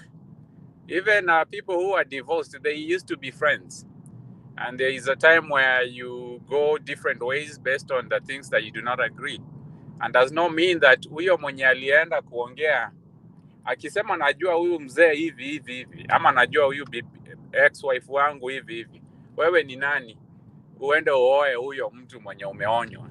So at the end of the day, the Muturi narrative, when it comes to the snake part, I accept it's something there. They must be, honestly, as a parent who loves my daughter so much, mimi mwenyewe mtu akishika mtoto wangu haijalishwe ni rafiki wangu wa aina gani. Hapo umevuka mpaka. Once umeshika mtoto na mama, hiyo umemaliza hiyo story.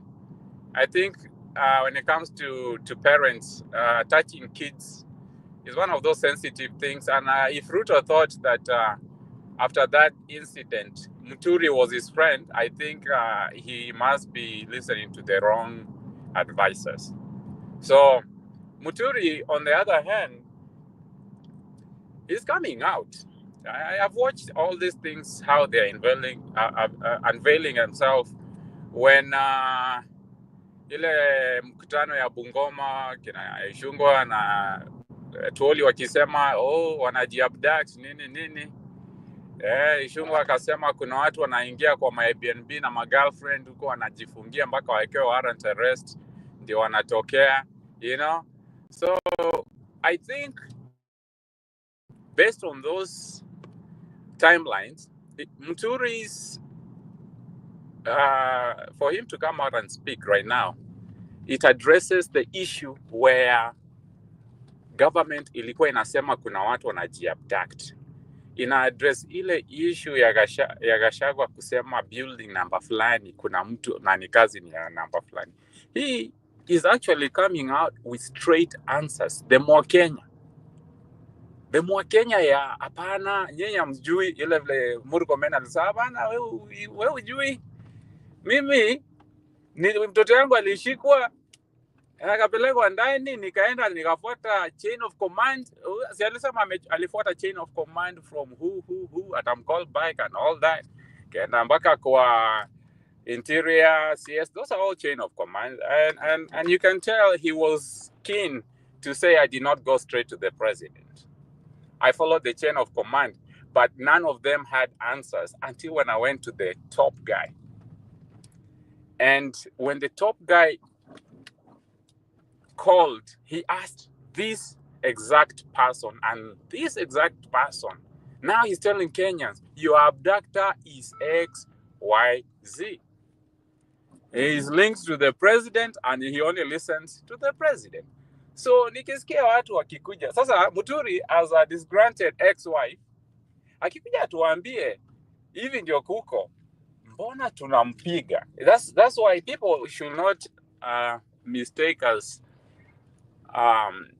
applauding him for speaking, as we agree with everything he has done in the past, you know.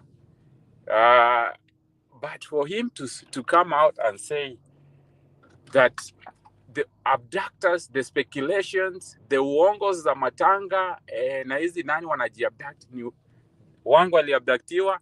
Thank God me, I'm close to this guy, and he's the one that called, na alipigia mtu mwenye hata Kindiki as the CS hakuwa na information. That is the only person that had the information, if you're going by that approach.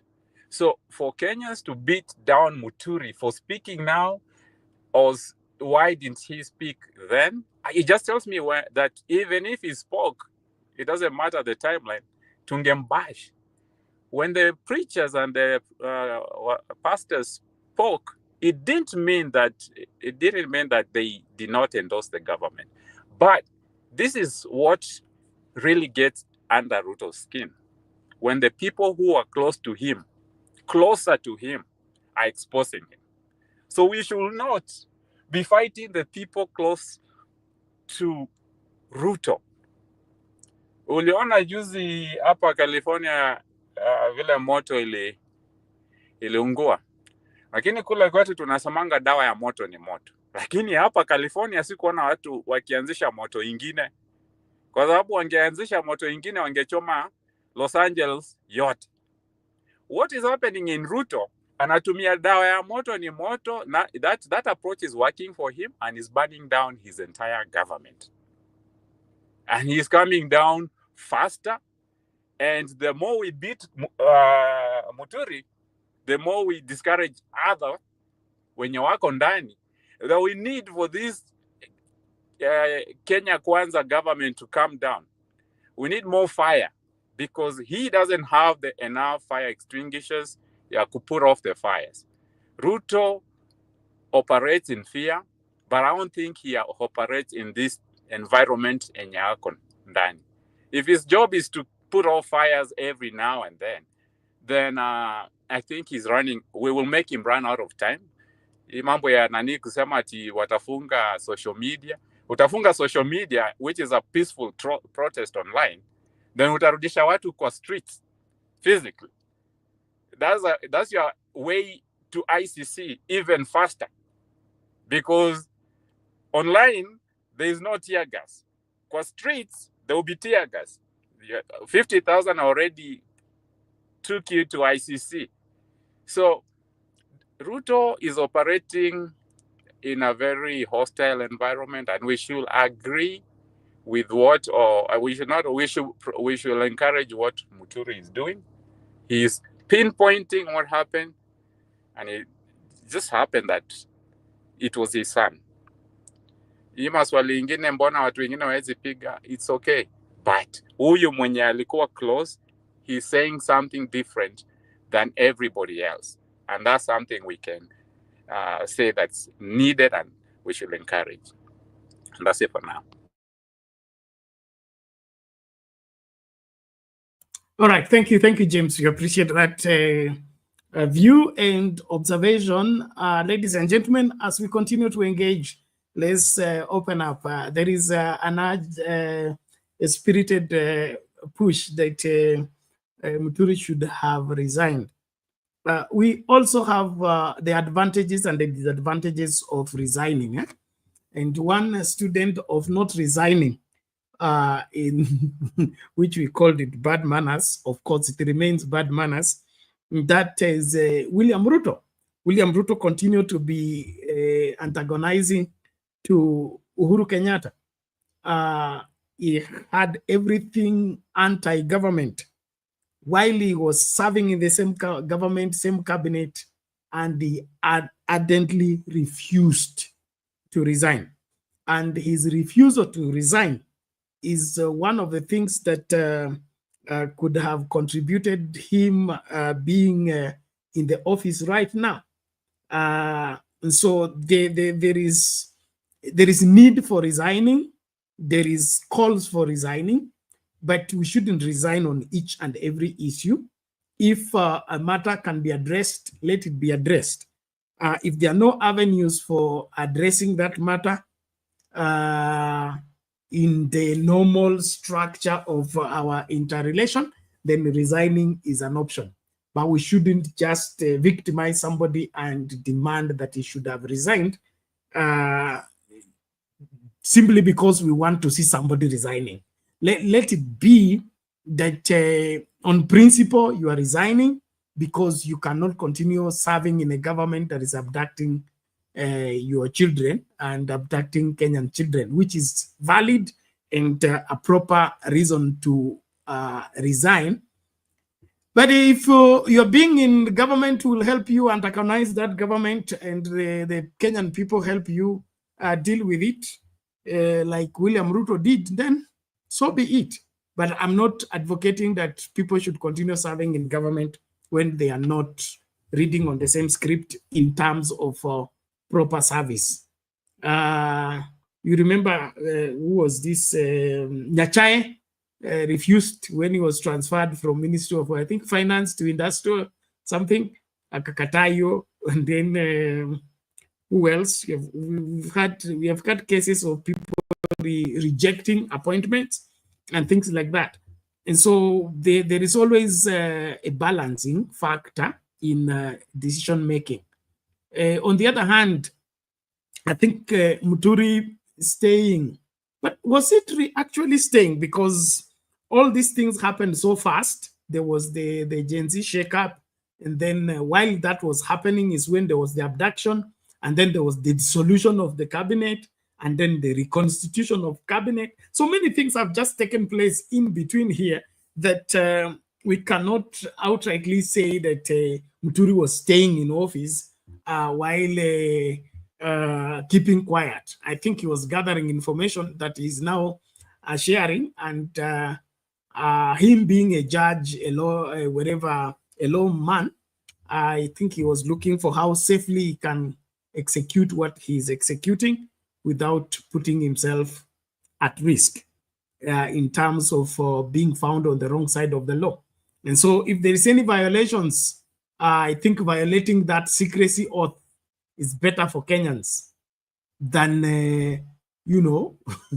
keeping quiet on this kind of information that is necessary for Kenyans to understand that the person abducting is this one, other than keeping it a secret movement, like what Kashago was talking about, a unit in the police. Now we are being told it is not a unit in the police. This is specifically being done, and this is the person who is behind the whole thing. And on the other hand, Nurdin Haji has not said anything. He should come out and refute these things.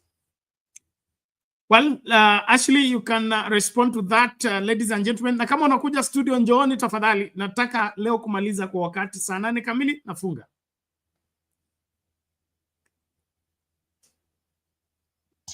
What am I responding to? The issue of Muturi should have resigned. So I don't think, you see, like you said, calculation is very important. Strategy. So I don't know why. Actually, they were all, like you say, they were all fired, and then he was rehired. So you see, already he had seen that there was a danger. If someone is attacking his son, there is a danger. So I think he made whatever decision he made for whatever reason he made, and and he hasn't resigned. And I wouldn't advise him now to resign, because don't play to the abuser. Stay there as long as you're not being abused. So, sometimes we resign as a principle, but you have to ask which is for the better good.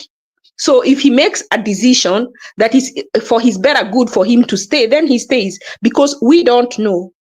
because we are not privy to the information he has. That's what we should all remember. And some people act hastily, some people are wise, and some people, he may have resigned or he doesn't resign. I think it depends with him, with whatever information he has and why he feels it is for his better good for him to stay than leave. Ruto stayed. I had someone else the other day say that Muturi should resign if he doesn't like the government, and that was someone from Ruto's area. And I was like, these people are saying that if he doesn't, he's a critic of the government, he needs to resign. Yet Ruto refused to resign. And he was saying he has, apart from he was not even working. He was saying he has been sidelined. So what he was practically telling us is that he was eating money and doing no work. And he was okay with doing that. Going to work, staying without being given work, but earning a salary. And if there was anybody who should have resigned, it should have been Ruto. He didn't resign, so we should not ask anybody else to resign. That they can decide of their own for whatever reason. But I thank him that he did not talk then, because this information he has given now is very important. And we really need to help support a victim, so that we encourage them and we encourage others to come forward. And the more we victimize the victim, the more we victimize more, we are actually indirectly enabling the abuser to continue doing what they are doing, because we do not, like now we are talking so much of why he did this, why he didn't do this, and nobody is asking Ruto, why is he abducting people? I haven't had that conversation. We have not had that conversation. And I have to wonder, why are we not having the conversation of why is Ruto abducting people? That's a conversation we should have. We should ask, why is Haji still in office? Nobody is talking about that because we are busy talking about Muturi. And I think we are having the wrong conversation. That's what I would say. Okay, so Asante, Ashley, we appreciate that. And it's all the turns and the twists of our politics, which are usually used as an escape code to face reality in terms of legal issues. Whenever politicians are caught on the wrong side of the law, they will always play that political card or tribal card so that they find a leeway to escape. But if we insist on the due process and the right way of dealing with things, and of course, begin to address why do we have this happening in the first place when the law is clear on how a government should handle matters. Abductions are not part of our law, and abductions are illegal. They shouldn't be done by anyone, not even the government. So if the government is the one doing it, then are we advocating that abductions now become part of our societal norm? And if it's our societal norm, what law supports it? What law supports it? And so if somebody is outrightly violating the law, let's not find an excuse for the same.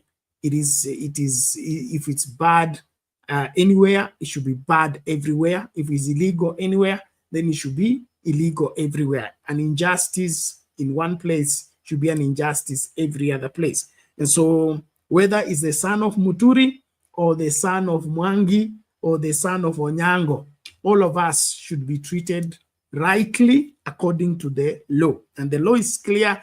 If I break the law, let me be arrested, let me be put in a police cell, let me be produced before the judge in 24 hours according to the law. And everybody should know I have a right for a phone call to inform my family and my lawyer I'm being taken by so-and-so, I'm going to so-so police station. This issue of people introducing a way of arrest that is not in the Constitution and a way of addressing what they're calling lawlessness or breaking of the law that is not within the structure of the police command chain, it's unacceptable, and we should not find an excuse for it. We should not find it. We should not find an excuse for the same, no matter where we come from. And people like Sudi and Tim, those are people who lost their head long time ago. We can't use their mind and their way of thinking as a standard of checking what is right and wrong. They don't feature anywhere standards of right and wrong is concerned. We need to listen to people that have respect for the law.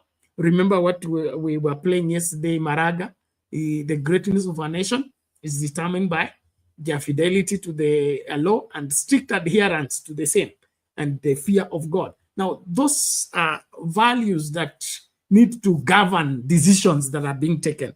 If we continue the way we are continuing, come the next 6 months, if this is not arrested in good time, we will end up where Ashley is taking us. We're talking about, we're going to end up being Haiti in its full blast. That's what it's going to be. And remember the citizen arrest that have now been launched. You saw Kalonzo with dogs yesterday talking about abduction defense mechanism. Every Kenyan is going to now introduce that self-defense against abduction. And we will now reintroduce the vigilante groups to defend ourselves. And what happens when that comes into play? The government becomes irrelevant, the police become unnecessary, and Kenyans will now need to take care of themselves. So these are things that every right-thinking Kenyan needs to look at, especially when you are in the national office. You need to think like this, that you are opening this door is going to open this door, it's going to open this door, and it's going to become uncontrollable. I don't understand why the Ruto cabinet is so short-sighted that they come up with decisions that they are obviously looking that they are putting the country at risk, and they continue upholding on the same. It is wrong. It should not be allowed. It should not be, there are measures that the government can be pushed to sideline the law, but that should be in a very exceptional situation, like state of emergency, like state of limited choices. But there is nobody antagonizing the government right now. It's like even there's no opposition to the government. So why would you be abducting people? That they have put your picture in a coffin? Is that enough reason for you to resort to sidelining the law and begin to terrorize people? It's evil. So let's wake up and let's stand up for what is right. Quickly, let me bring in this video and then we begin to see what happens up here. This video keeps running away. Just give me a minute. We should get it.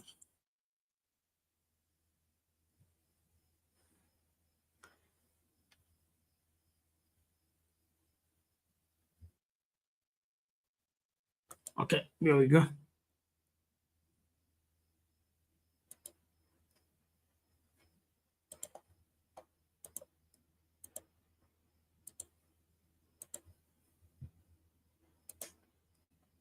And amid a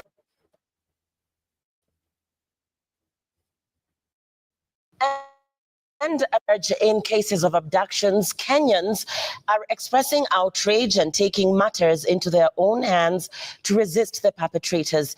In a dramatic turn of events on Sunday, Tanzanian activist Maria Sarungi Tseshai was forcibly taken by armed individuals, but a vigilant city hopper driver intervened, blocking the abductors' vehicle and disrupting their mission. Meanwhile, in Nakuru and Kirinyaga counties, tensions flared when members of the public confronted officers attempting to arrest suspects.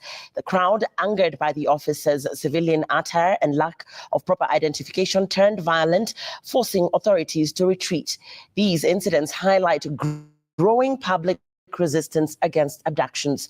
Here's Citizen TV's Ben Kirui with public reactions on abductions. The dramatic rescue unfolded last Sunday along Agwings Kodek Road in Nairobi's Kilimani area. A vigilant city hopper driver, Isaac Mwangi, boldly blocked armed abductors in a bid to prevent a kidnapping.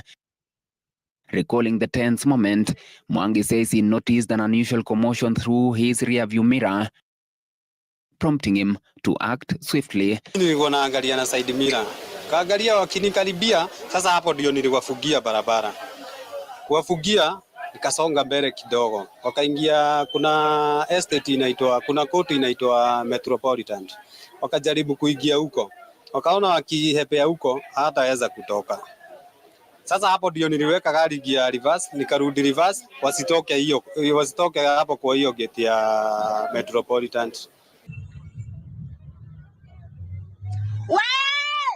Despite his courageous intervention, the assailants managed to abduct Tanzanian activist Maria Sarungi Tsehai before she was released hours later. Sasa wale wanachukua video, hao ndio tulikuwa wangetusaidia wao wakujebere yetu, wao watu wasipate mahali ya kuepea.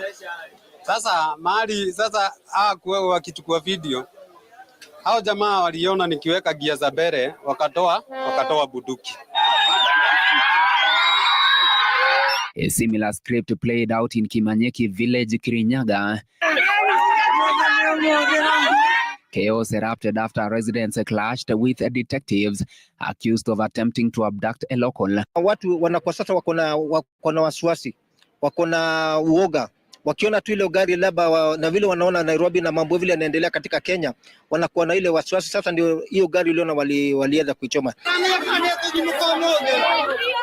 The enraged crowd, suspecting foul play, demanded that the officers identify themselves and state their mission. Watu wanaogopa hii magari sana, sababu hii magari ya basi na masubaru zinakujia watu ovyo ovyo. Kama mtu anakujua, anapepwa, anaenda, tunakosa hiyo mtu. Lakini ikikani akikuja na Subaru, kwanza wanaziita Subaru za mambaru, wanakuja wanakuabduct. That is unconstitutional, that is hata kidnapping. Ama DCI walikuja bila uniform. Kwa hiyo watu walifikiria watu wamekuja kuteka watu nyara, kama venye tuliona kule Hebu watu wakiteka watu nyara. Tukaona kule Kitengela watu wakitekwa nyara. Kwa hiyo kile kinafanya watu wakuwe na hofu ama wakuwe wakiogopa ni ile wanaona ni kama watu wamekuja kutekwa nyara, wamekuja kushikwa, na tumeona makesi mingi ya watu kushikwa.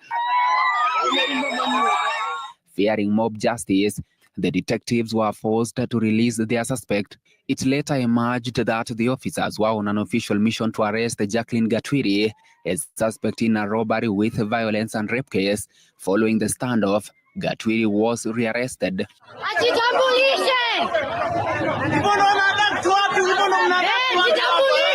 In Nakuru, a dramatic confrontation unfolded Monday evening when a plainclothes officer attempted to arrest a local.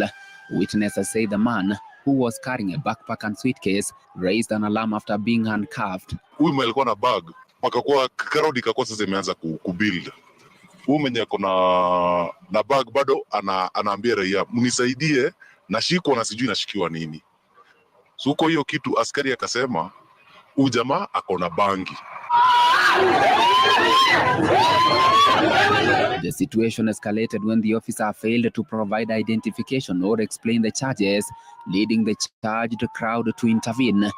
Vitu zika-escalate haraka hadi ikabidi kuna askari wako pale Follow Bank ndo walikuja wakarescue huyu askari mwingine, but before afike huyu askari kwa amegongwa na watu kidogo. This series of incidents has heightened public concerns over rising cases of abductions and unlawful arrests, with many calling for increased transparency and proper identification by law enforcement officers. Outraged by the ongoing enforced abductions by unknown individuals, they have declared their resolve to take matters into their own hands and confront the perpetrators head-on. Ben Kirui, Citizen.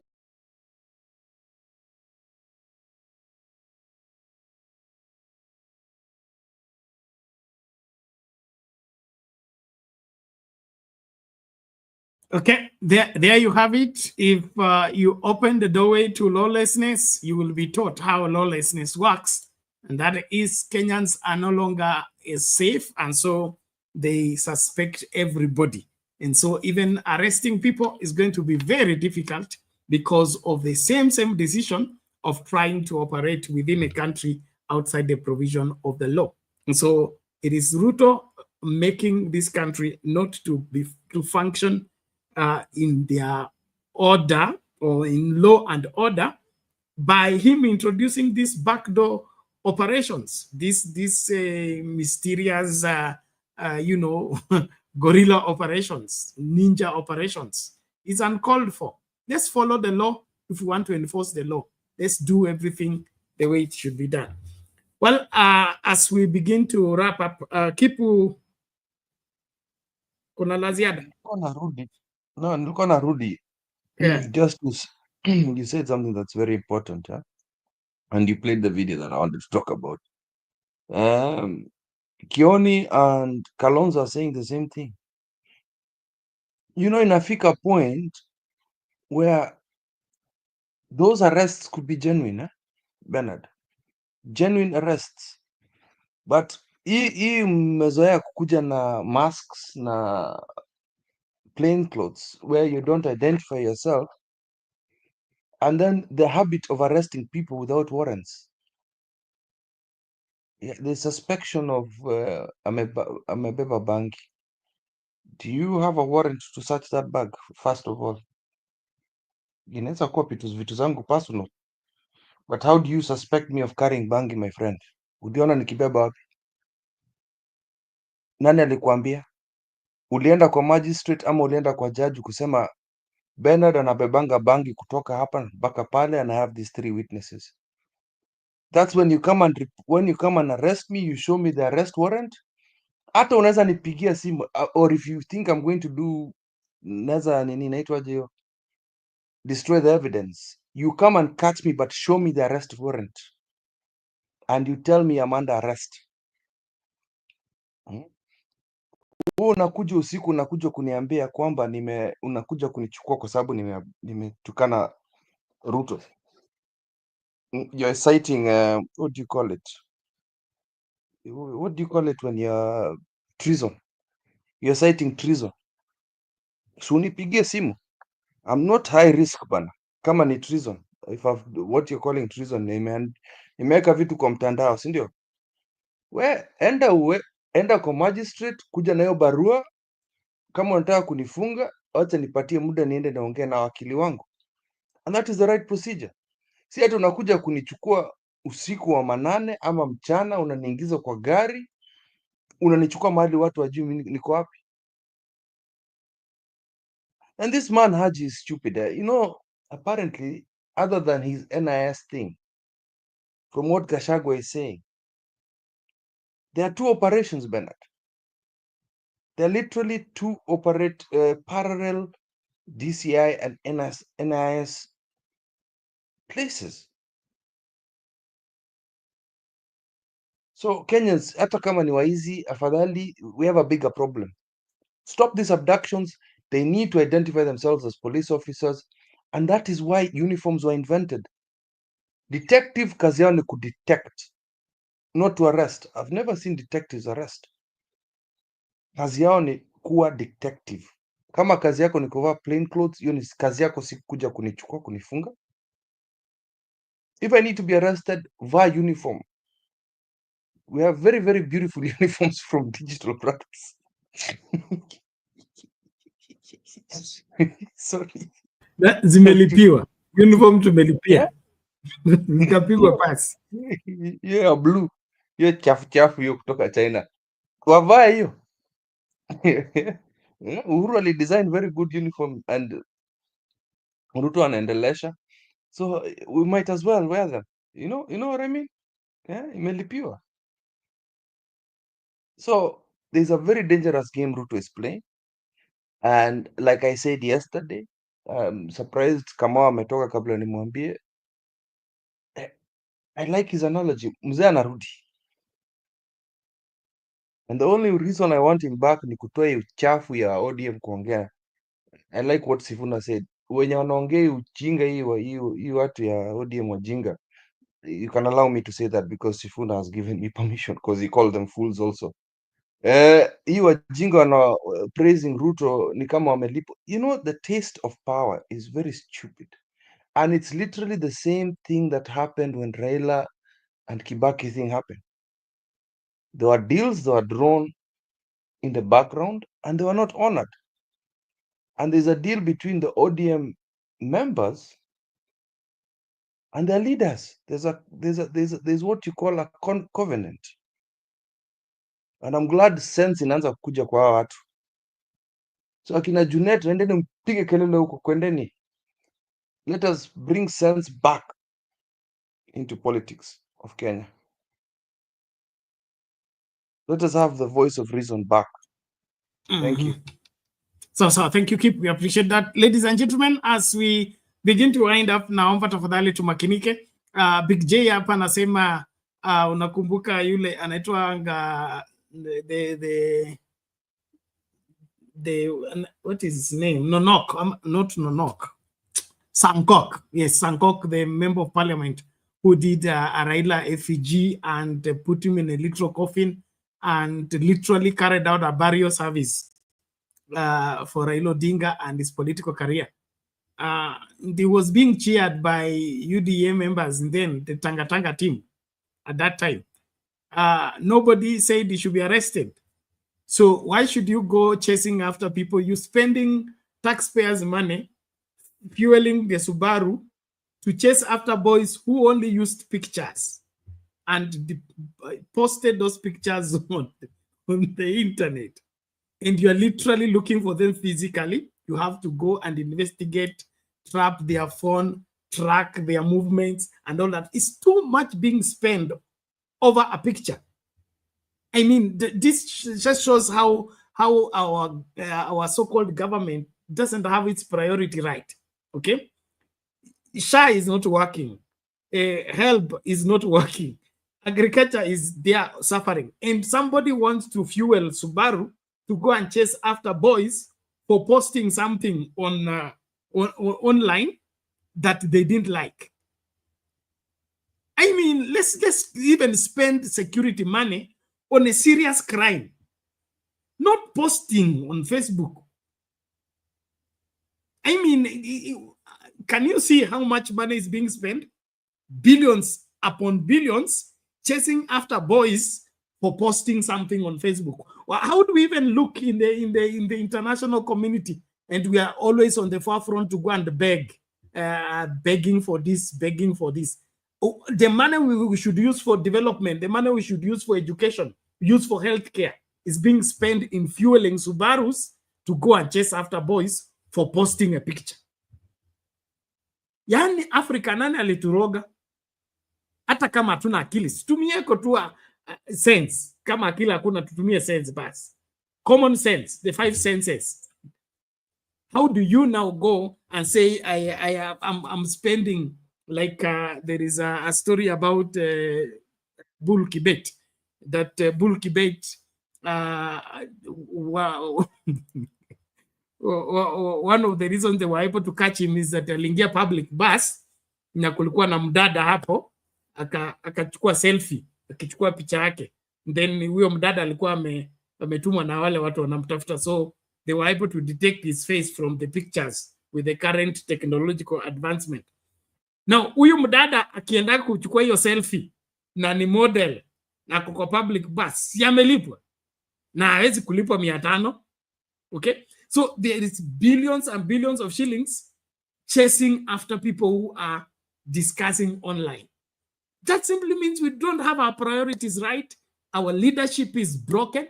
It is I mean, we cannot continue like this. Don't forget, hakuna vaccine ya BCG. Na BCG yes ngojwa inapaswa kupeanwa at birth. So watoto wanazaliwa, hakuna vaccine ya BCG. But what is your president talking about? Anataka vaccine ya foot and mouth ya ng'ombe. Come on. Kenyans, let's not tolerate this. Let's not tolerate this. The Kenya deserves better. And we can do much better by demanding better treatment from the government, or else let that government vacate office. Serikali ambayo haiwezi sindano ya watoto imewashinda. Linda mama imewashinda. Nini? Masomo imewashinda. So kwa nini itwe serikali?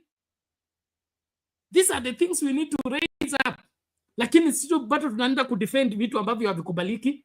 There's no government that cannot guarantee vaccination for the children and still continues to say at in serikali. Let's get angry enough and do something about it. Tuache kutafuta excuse for Zakayo. Zakayo is failed. His cabinet is failed. His people are not doing what they are supposed to do, and that's why they need to vacate office. And abductions will not stop the demand for them to be ousted from office. In fact, the more the abductions, the more the anger for Kenyans, and that anger for Kenyans is going to yield results sooner or later. Asante sana. Namuona Jackie Dube, hali vipi? Salama Bernard. Hamjambo wote. Hamjambo. Hatujambo. Mitambo ilishindikana, kuna nini? Saa zingine nakuja late. Sasa nikiona late na shindwa kuingia, kwa sababu hata sasa unaona nimeingia late sana. Saa ile mnafunga, unaona.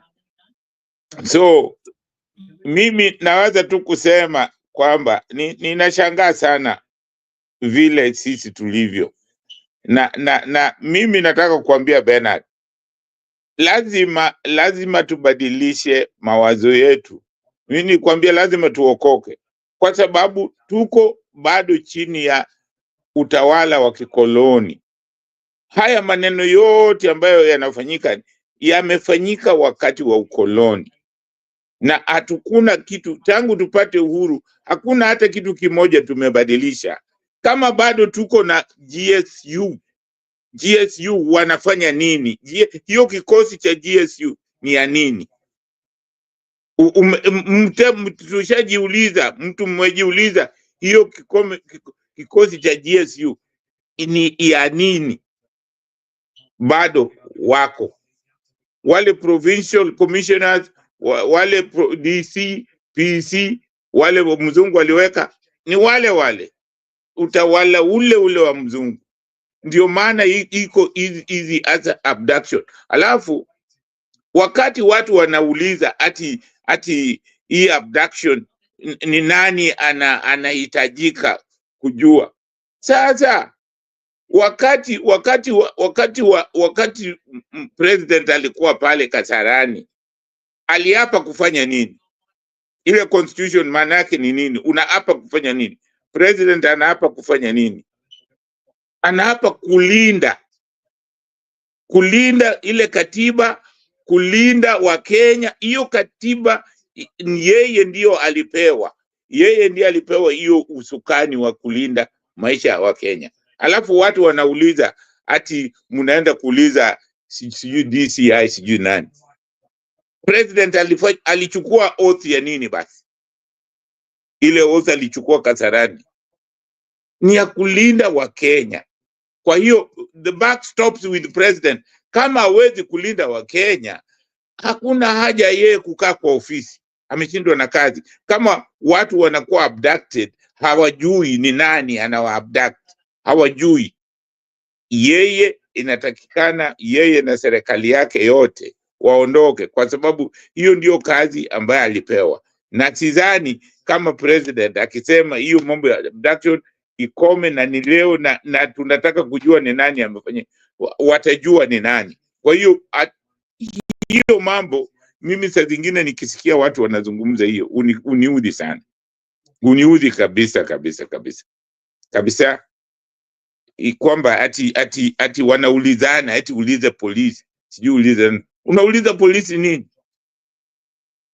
President ndiye anatakiwa kuulizwa hiyo swali, kwa sababu president anawezaje kutoa polisi wetu anawapeleka Haiti? Na hapa kwetu tuko na watu wanakuwa abducted na hawajui. Hiyo ni upuuzi gani hiyo ambayo sisi Wakenya tunafanya? So kitu kama hiyo Wakenya inatakikana tuache upuuzi wa kuzungumza tu maneno ya kiupuuzi. Mimi nasema maneno ya kiupuzi, lakini kitu ninachojua ni kwamba hizo vitu zote ambazo zinafanyika, abduction nini, angalia zile policies sisi tunachukua wa Kenya, ni policy failed. failed. Hii policy ya insurance ya kuchukua insurance kama Amerika imefail. Au Amerika ukiwa mgonjwa wewe unakaa maskini kwa sababu insurance ni shida.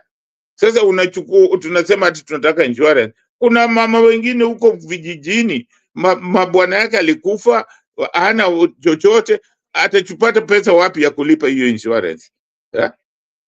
Sasa zingine hapa mimi si nashangaa. Ushangaa sana kabisa kwamba policy zile tunataka eti tunataka insurance, tunafanya biashara na mambo ya afya. Tunaweka mambo ya afya kwa biashara, ni kama gari. Tunajiinsure kama vile unainsure gari au nyumba.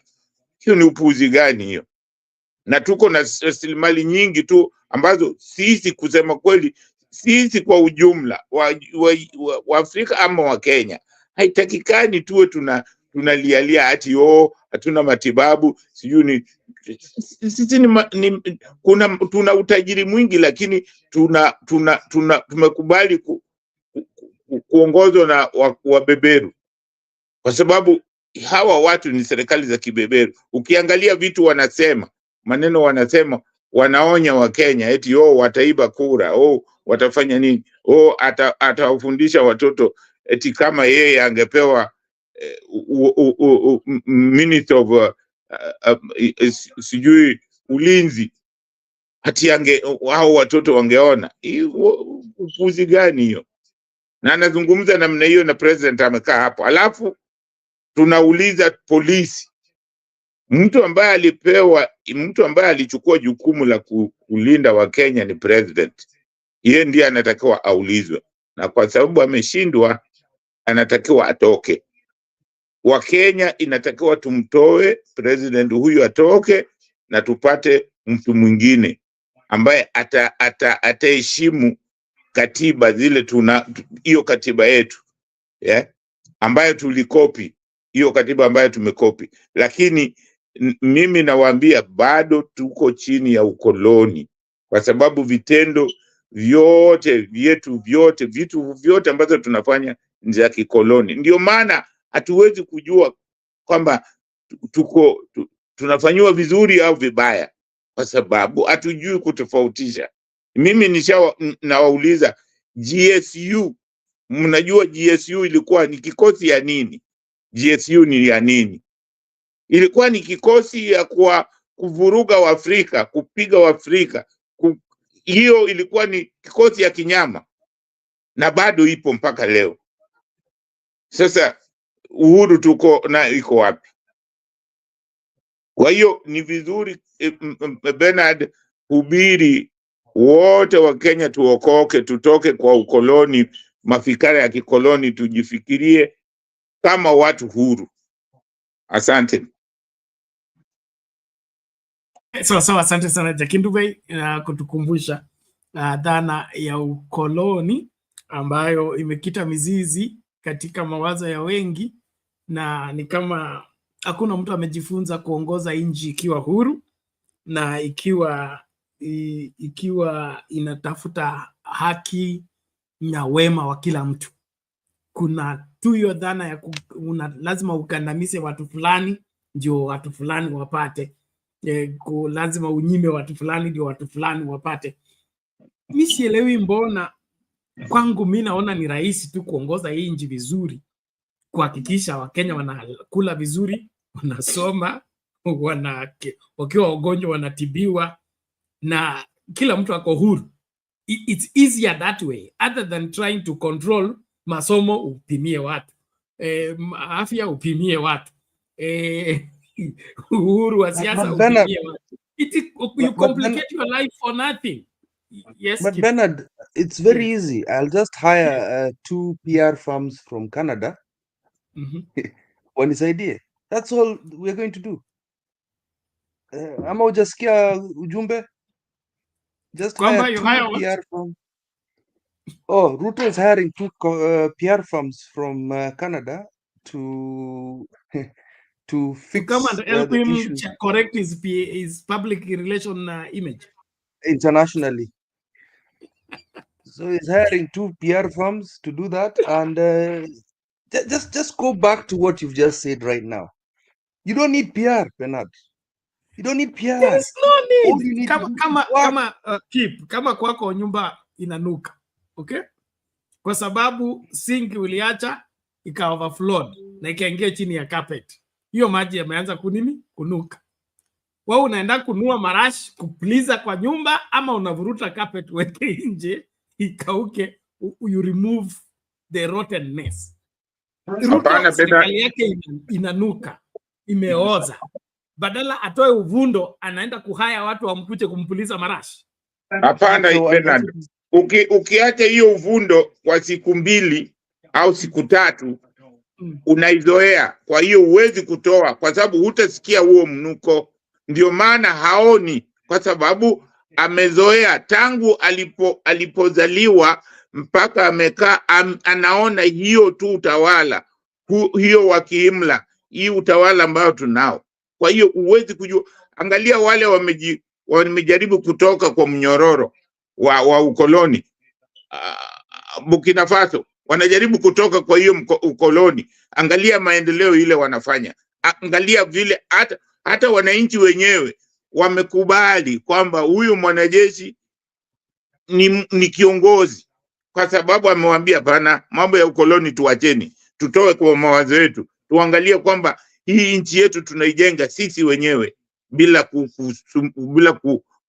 kuwekewa vikwazo na mtu yoyote.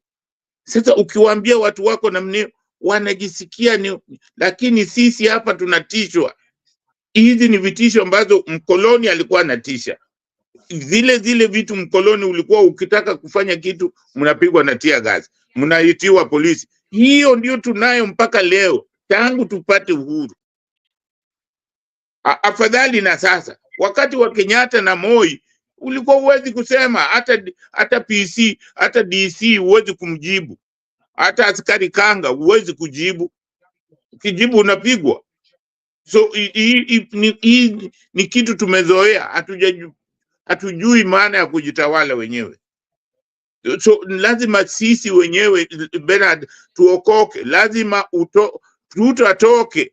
Ukitoka hapo kwa hiyo uvundo ndio utaisikia, ukirudi utaisikia inanuka, lakini kama unaishi pale utaisikia.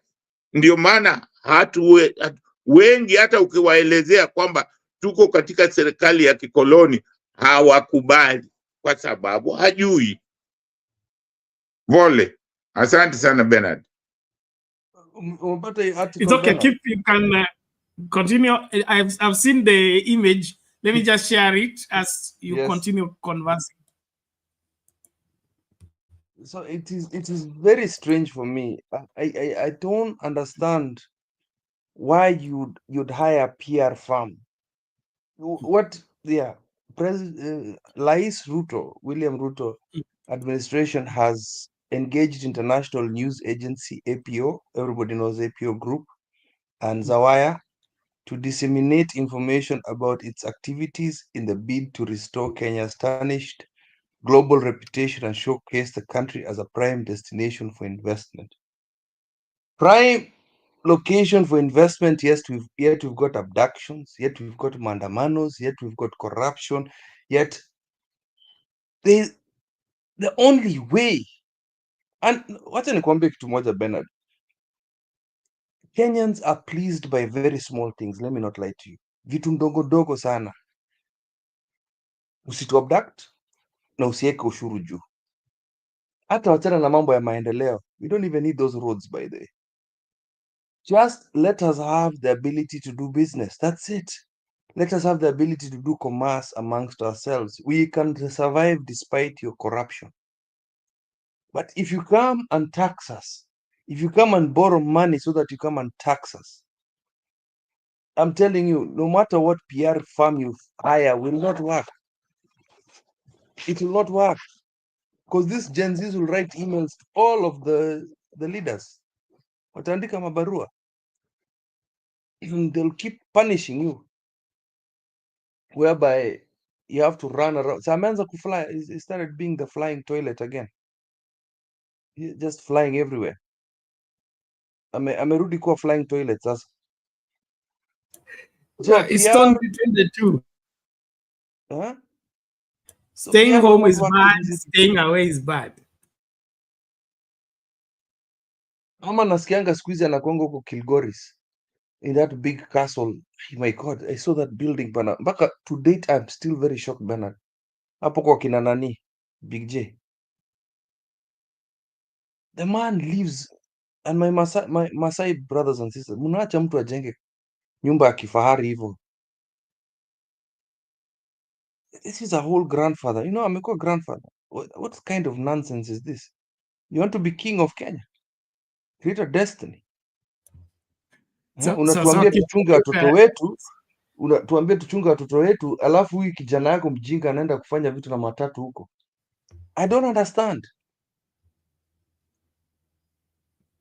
We live backwards anyway. We just need to get law and order restored. Right now, we are working outside that. Quickly, before we bring in Ashley, Paul, there is this video Nani Tuni is pushing. I play, so we get that. Then Ashley comes in, and there we begin to wrap up. Niliwaambia Wakenya nyinyi ni moto ya kuotea mbali.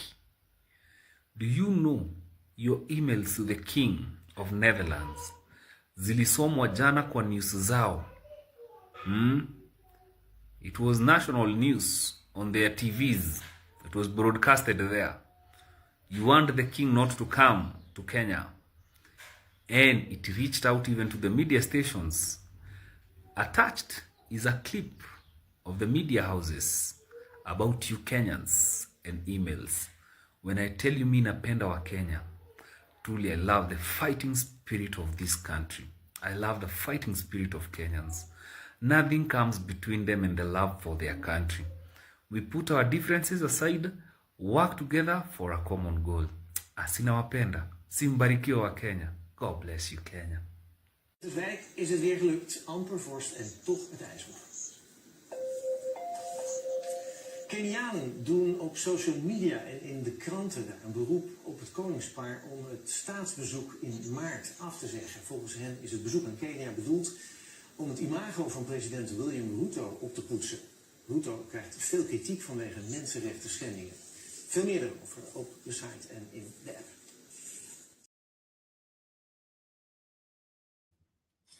Ashley, take it. Yeah. Wewe keep ndio chairman wa emails. Shikilia hapo kwanza. Acha Ashley akuje kwanza. So hata sina mengi ya kusema. Actually, I was still going to talk about the victims, but you put that video, which is very good, and I just wanted to comment on it that yesterday I was watching Owino, I think his name is Charles Owino, on JK Live, and he was saying that Kenyans need to be patriotic, and I think for him being patriotic means supporting the government and not talking ill about them, even if they are doing, it's like hiding the ills that they are doing. But I think patriotism is what they are doing right now, calling up the government who is trying to mess our good governance. By what they are doing now, even though it may look ill to the government in power, we're actually trying to preserve ourselves so that we don't slide into anarchy. And that is patriotism. So I want to congratulate those people who are actively working, and that's what I've always said that we need to do, that we need to go to every international organization that can listen, send them emails, knock their doors, talk to them, talk on these channels, and somebody somewhere is going to help us get Ruto out of power. My wish is that as many of us will see that free Kenya, that less people will lose their lives. So that is my wish. I see someone on the comment section saying that Muturi's son may have been saved because he's in government. I think Muturi's son would have not been saved had he not taken the step of going to State House to confront Ruto on the face. You know, it's so hard for someone when you just meet them and you ask them straight up, and then he didn't have time to think what excuse to give Muturi, and he just reacted. So Muturi sprang up to him in surprise and he didn't have to be able to act. And that is why maybe no senior person's kid has missed, because he knew Muturi may have told his friends that Ruto was responsible. Now, we'll see if the abductions will go down, because people now know that Ruto is responsible. I hope they do go down. But I am hoping there will be an arrest warrant for Ruto from ICC and other organizations so that he can be brought to book. I pray that will be the way it ends. Now, before I was talking about the Article 1, and what I meant is that since, like Kip was saying, that we can be ruled either by our elected leaders or we can be ruled ourselves directly, I believe there is a petition in court that Jimmy Wanjigi filed, among other people, to have Ruto removed from power. These people who are, instead of them waiting to be fired or to be impeached, I think they need to put that motion into process so that they can go and hear that motion, and if it has any weight, they can go ahead and, you see, like Muturi, if Muturi delayed, maybe he would be talking about a dead son, and he would not have the evidence he has, because Ruto would have come up with a good excuse or lie to give to him, so he could not have caught him. And you don't know, whatever discussion that Muturi had with Ruto, maybe he even put him on tape in a way he cannot deny. We don't know that. So there may be hard evidence that Ruto cannot walk out of. So even the CJs, the CJ and the Supreme Court judges, they still have power over Ruto right now and this government. Those petitions that people have put on their desk, it is time for them to go. If they have to work at night, since they work at night during Kindiki's time, this is the time they need to go and work at night and rule on those petitions. They can beat Ruto at his game. Are they going to be quick, or are they going to wait to be slaughtered? The ball is on their side. My last presentation, or whatever I'm going to say, I was going to say, let us stop blaming the victims, because sometimes we do it because it's less comfortable than facing the truth and the real issue. The danger of us devaluing or shaming or questioning or doubting the innocence of victims is that we are allowing the perpetrators to continue with the actions. So once we talk about the victim and scrutinize them, what we are actually doing is emboldening the abductors and not holding them accountable. So let us not do it. Let us end victim blaming and stand with the survivors and demand answers from the abductors. Thank you. Thank you. Kip, you can now throw in as Jakindube prepares to give us his final submission to Ngatuke.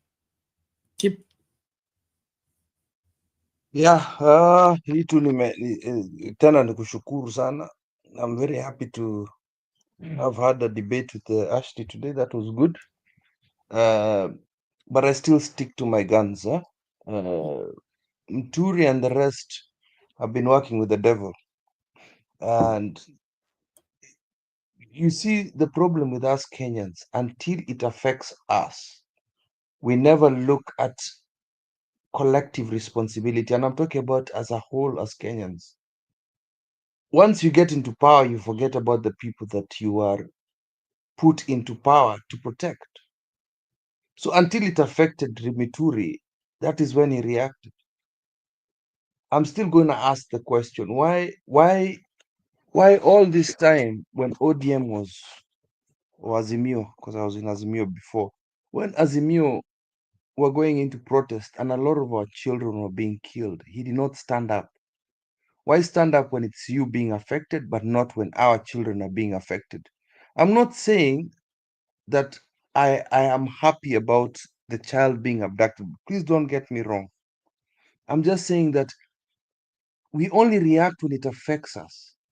Well, we don't look at our brothers and sisters as Kenyans and see that you running for positions of power, you running for working with the devil. You can never work with the devil from the inside. It does not work. So for me, I cannot ever look at Muturi like that. I'm sorry. His actions. I like the information that has been brought. That is fine. I'm happy we are opening eyes of Kenyans, but still working with the devil, I don't trust you. That's all I can say. Siwezi trust. I'm sorry. Sit. Hata akina Upio, akina nani, I don't trust them. They're devils to me. I'm sorry. That's how I think. Mbadi is overtaxing us right now. Paranya is going to harass the people of Hustler Fund. So no, bro, no, these are devils to me. Washetani wote.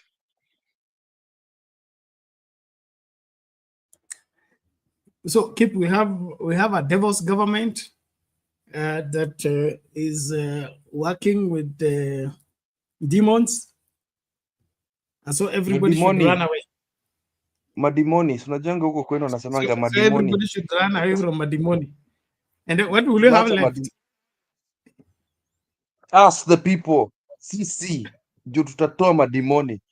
Kwanza nataka hata watu wa kutoa madimoni wanaenda kwa dimoni pia, the pastors, the bishops, wamekuwa dimoni pia. Hizo dakika zimebaki wewe. Kuna madimoni mingi sana. You are the exorcist, so please engage that service.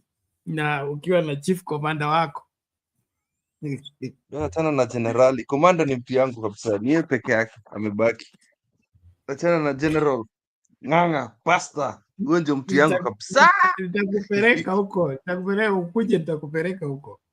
Nipeleke bwana, niende nitoe mbengu bwana. Nitoe mbengu na nyota yangu itakuwa. Hakikisha umebeba mbengu. Hakikisha umebeba mbengu tena nzuri. Kuna juzi alikuwa anauza mikate. Yeye amechukua mikate ya 50 bob anauzia washirika 200. Anasema bei ya dandora. Nakwambia. Mimi nakuja na biashara ya najonga kuna levels. Takuja na 10,000 hapo aniombe.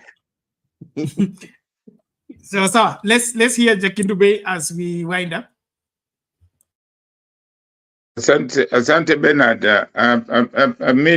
Nataka kumwambia tu Kim, hata huyo Muturi, hata mimi mambo ya Muturi najiuliza, mbona sisi wa Kenya tunakuwa Muturi, mbona bado yuko kwa serikali? Mbona ako bado, si sahi yuko anafanya kazi kwa serikali?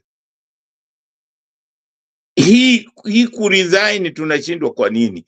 Kwa nini watu wanashindwa kuresign kusema mimi siwezi kufanya kazi na serikali ambayo ni mbaya? Hawawezi mpaka wasukumwe. Hata kama inachukua mtoto wako, ina abduct mtoto wako, bado unakaa kwa hiyo serikali. Hiyo kitu inanichinda sana. Ndio maana nilisema hivi, siku ambapo tutasikia, bado nitasema hiyo kitu. Nawaambia kitu ambayo bado inatufanya tunakuwa na hiyo upuuzi ambayo unaona Muturi na watu wengi tu hawawezi kusema au wakiwa kwa serikali, ni kwa sababu ya ukabila. Watu wa Kenya wanaamini kwa ukabila, imetia mizizi. Hiyo mtu hata mtu akisema ati hapana, sio hivyo. Kwa sababu wa Kenya sisi, mtu akiumia kama mimi sasa nikiumizwa na serikali nini na watauliza kwani ni kabila gani? Akishajua sio kabila lake hana haja, hawezi kusikia uchungu. Ile siku tutakuwa tunasikia uchungu wa kwamba mtu ameumizwa huko Wajia, na tunasikia uchungu sisi wote wa Kenya. Siku hiyo ndio tutajua hatuna, yani tutakuwa tunajua kwamba Kenya ni yetu. Lakini vile tulivyo sahihi, bado tuko bado nitasema hii kitu, bado tuko katika kasumba ya mkoloni, kwa sababu hivi tu ndio mkoloni alikuwa akifanya. Hivi tu ndio mkoloni amekuwa akifanya. Hata sasa mkoloni atapenda tu kama mnagombana, si ninyi kwa ninyi, ndio anafurahia, alafu anasema ninyi ni corrupt, ninyi na huku upande mwingine anawanyanyasa. Lakini ninyi sisi tutazidi kupigana sisi kwa sisi, hatutajua. Ndio maana nimewambia ukikaa karibu na choo na hiyo harufu, vile Bernard alikuwa anasema, ukikaa kwa hiyo nyumba siku 3 utasikia hiyo harufu tena. Ndio maana hatuoni kwa sababu hatujui namna ya kujitawala bila kuwa interfered na mtu yoyote, au bila kutishwa na mtu yoyote, kufanya mambo yetu sisi wenyewe. Hiyo ndio maana bado tuko katika hii mambo, tunakuwa na watu wanakuwa abducted, kwa sababu hiyo ndio system ya mkoloni. Nimewauliza tena, nimeuliza, hakuna mtu anajibu kusema GSU inafanya nini. GSU ilikuweko, DC walikuweko, PC alikuweko kwa wakati wa mkoloni, bado wako mpaka leo. Itakuwaje tuna uhuru? Hakuna. Kila siku ukilalamika lazima upigwe. Uliona tunaambiwa ati constitution inatukubalia kufanya nini? Kudemonstrate. Jaribu. Unaona? Hauwezi. Ukidemonstrate hata kama ni demonstration gani, utaona polisi pale na tear gas. Hakuna demonstration polisi wanaweza tu kuja na waseme hiyo wananchi wana demonstrate, lazima polisi wataweka. Hiyo ni system ya mkoloni. Asante sana Bernard. Okay, so thank you Jakindube, we appreciate that. Quickly tumlete Maunga, hali vipi? Salama sana. Nimekuja kwa sababu nimeingia kwa sababu nimesikia wanasema Justin Muturi resign. Hakuna venye. Sasa sisi ni enterprise ya majambazi. Kwa nini mtoe majambazi wengine because they have committed less crimes and wanatokea kwa communities zingine? Wacha kila mtu abaki akule hapo, wapambane kabisa, wakanyagane. Saizi sumbua taarifa zikuwe nyingi sana kwa hiyo government. Wasumbue Ruto asuguliwe hiyo kichwa zaidi kushinda. Sijui kama uliona ile siku vile aliingia kwa nini kwa ile gari Sudi akiongelelea juu ya Moi University. Akaingia kwa gari chublu, ni kama yani kuna kitu ilimvuta chini. Ama sijui ni kama bone zake zilienda zikacrash, akawa hawezi simama anymore.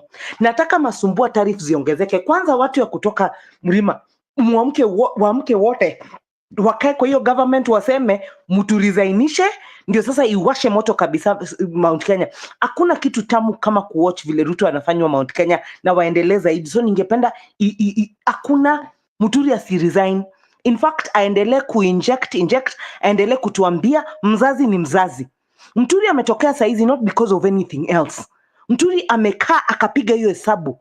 Mtoto wake ndiye alikuwa patikane kwa makware and everything else. If at all he did not act fast, and there's nothing he would have done. Wangemwekea cases, wangesema amekufa na overdose, wangesema ame overdose on Viagra, ama ame overdose on drugs or anything else, ameuliwa na girlfriend, amepata accident, wangemweka kwa gari wamgonganishi gari. Hii regime nafikiri hatujui vile wanafanyaga. Ni system ya majambazi, system ya wanyang'anyi, wezi, everything that is bad. Everything, they kill, steal and destroy. Wanafanya kazi ya nini ya shetani hapa kwa earth, na taxes zetu zikiwalipa, tukiwaita Wakenya wakae ngangari kwa mtandao. Huo mtu anafikiri atatushika wote, atatuabduct wote. Akina sisi ni rahisi kutupata atuabduct. Mimi si niko na watoto watanitetea. Watakuja watakumbuka walikuwa na vocal mother. Hakuna kitu anaweza kunishtua nayo. Akina sisi abduct amalize. Ajaribu kwa abduct wangu, alafu nikuje nimtolee nguo kwa street, niwafanyie vile naweza kufanyia, na niwaonyeshe what the international community can see and know that tumezaa kwa hii soil. Our placenta has been dug under this soil for a reason. We are walking on this soil not for anything else. We are not visitors here. Atutakuja to tolerate wezi walagai, everything that is bad, everything that a woman's womb can never bear. Tukue tunavumilia ati na taxes zetu wakapo wamekula 2 trillion shillings out of our account, ati wanataka kuhire PR firm ati iwatengeneze mtandao. Hiyo PR firm ikuje alafu Kenyans waonyeshe, by the way they'll be run out of town. Watakuwa kiongelelewa hiyo Canada yao, watakuwa outlawed. wasitulete, wache shida za Afrika. Vile Jakidube anashindaga akisema ati mkoloni akukuja akaleta Afrika akaambia mkuwe wajinga. Tuliza tukalea watoto wakakuwa wajinga right under our noses. At the end of the day, and that is what I keep saying about every woman in this country. Let us ask ourselves what it is that we birthed and what it is that we raised before we call any man out. Our child listens to the mother. Our child listens to the females in their homes, even their sisters and their aunties. They listen to that more than they fight their fathers. Someone was saying we should not argue with our father. Niliona Italia akiandika hiyo. It is true. You cannot teach old dog new tricks. You can only, it gets to a point, he was there ahead of you. We can only now give an opinion. What he decides to do with that opinion is up to him. But it is upon us to decide who we are and what sort of a family has to come out of us and what sort of legacy we are going to leave. By the time someone will come and disrespect me, they will disrespect me. It is said that they will be known by their fruits. Our fruits are rotten as Africans. Saizi tunatuma mtu Africa Union. Kenya inatuma mtu Africa Union. Ikiwa na audacity gani? What is it that we've demonstrated in this country to show that we are impeccable, that we are able to guide Africa from the rot that Africa has become? Everything bad has to look black and it has to be African. And that we have maintained that over the years. When you go to Burkina Faso right now, Traore is our king. And the whole world is hailing him. Why? Isn't that an African son of an African woman? What did the mother do right? What did the women in Burkina Faso do right that the Kenyan women have not done right? That is all we have to present as leaders. And then we have to sit here and now speak about the scales of lesser evil. Ni kama we are incapable of raising the right kids and bearing the right children. Let us call ourselves to order, and especially let us see all the rot. We have children. Uliona wale watoto wakirecite kwa ile classroom. I like the way Kenya inachemka smart. Sijui kama muliona ule mama jana aliingia hapo sha na shift. Nikasema sijui nilikuwa wapi. That is how Kenya is going to, that is how it's going, the revolution is going to occur. Wanawake tutasimama, because this is a woman amezaa na CS. Ameongeza population kwa hii Kenya. There's a very concerted effort for our population, the indigenous Kenyans. Population yetu ikuwe reduced kabisa tukiambiwa sisi family plan. Kuna watu wamekuja across our borders. Wanakuja wametuletea everything that is wrong. Au wako na mabibi 5, 10. Wanawaambia wazae watoto 20 kila mmoja wao. Alafu wanakuja wanatubuy out of our land. We are selling our ancestral land to them. All the businesses are owned by them. We are not even seeing that scheme. Wanaenda na gunny bags. Wanapatia huyo shetani pesa. Shetani anauza country yetu. Na tuko hapa hivi tunaimba kumbaya. Can we stand up and fight for Kenya from all the angles we can? Can we know that we are at risk as a people? We are supposed to be phased out, guys. In another 30 years, tunafaa kuwa replace na skin brown na si ati tumenunua kwa bleaching bottle ama tumedunga na glutathione. Inafaa kuwa wametu replace hii Kenya isikuwe yetu. Na wengine wamekuja wanunue madini yetu.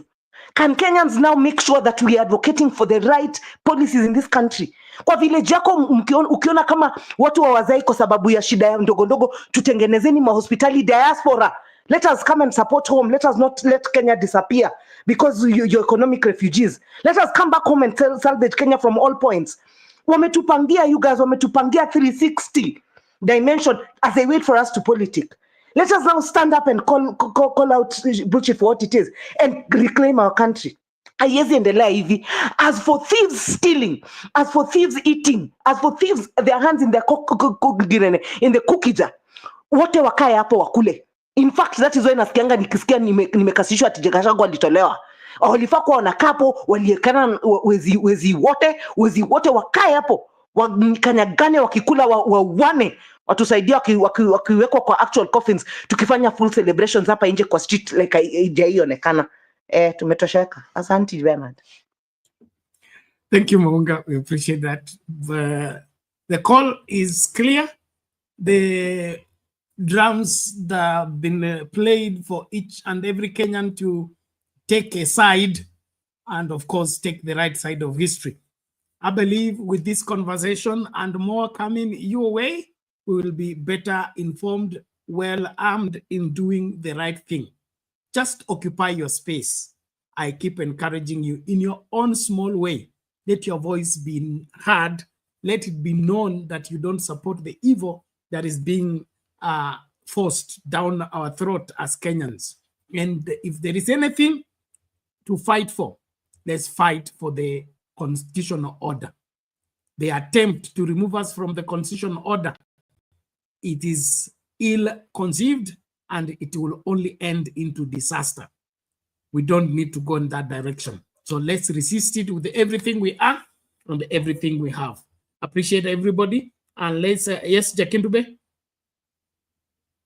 Nataka kumwambia Maunga kwamba mimi nia yangu ya kusema kuresign, unajua serikali, watu wakiresign kwa serikali ina fail.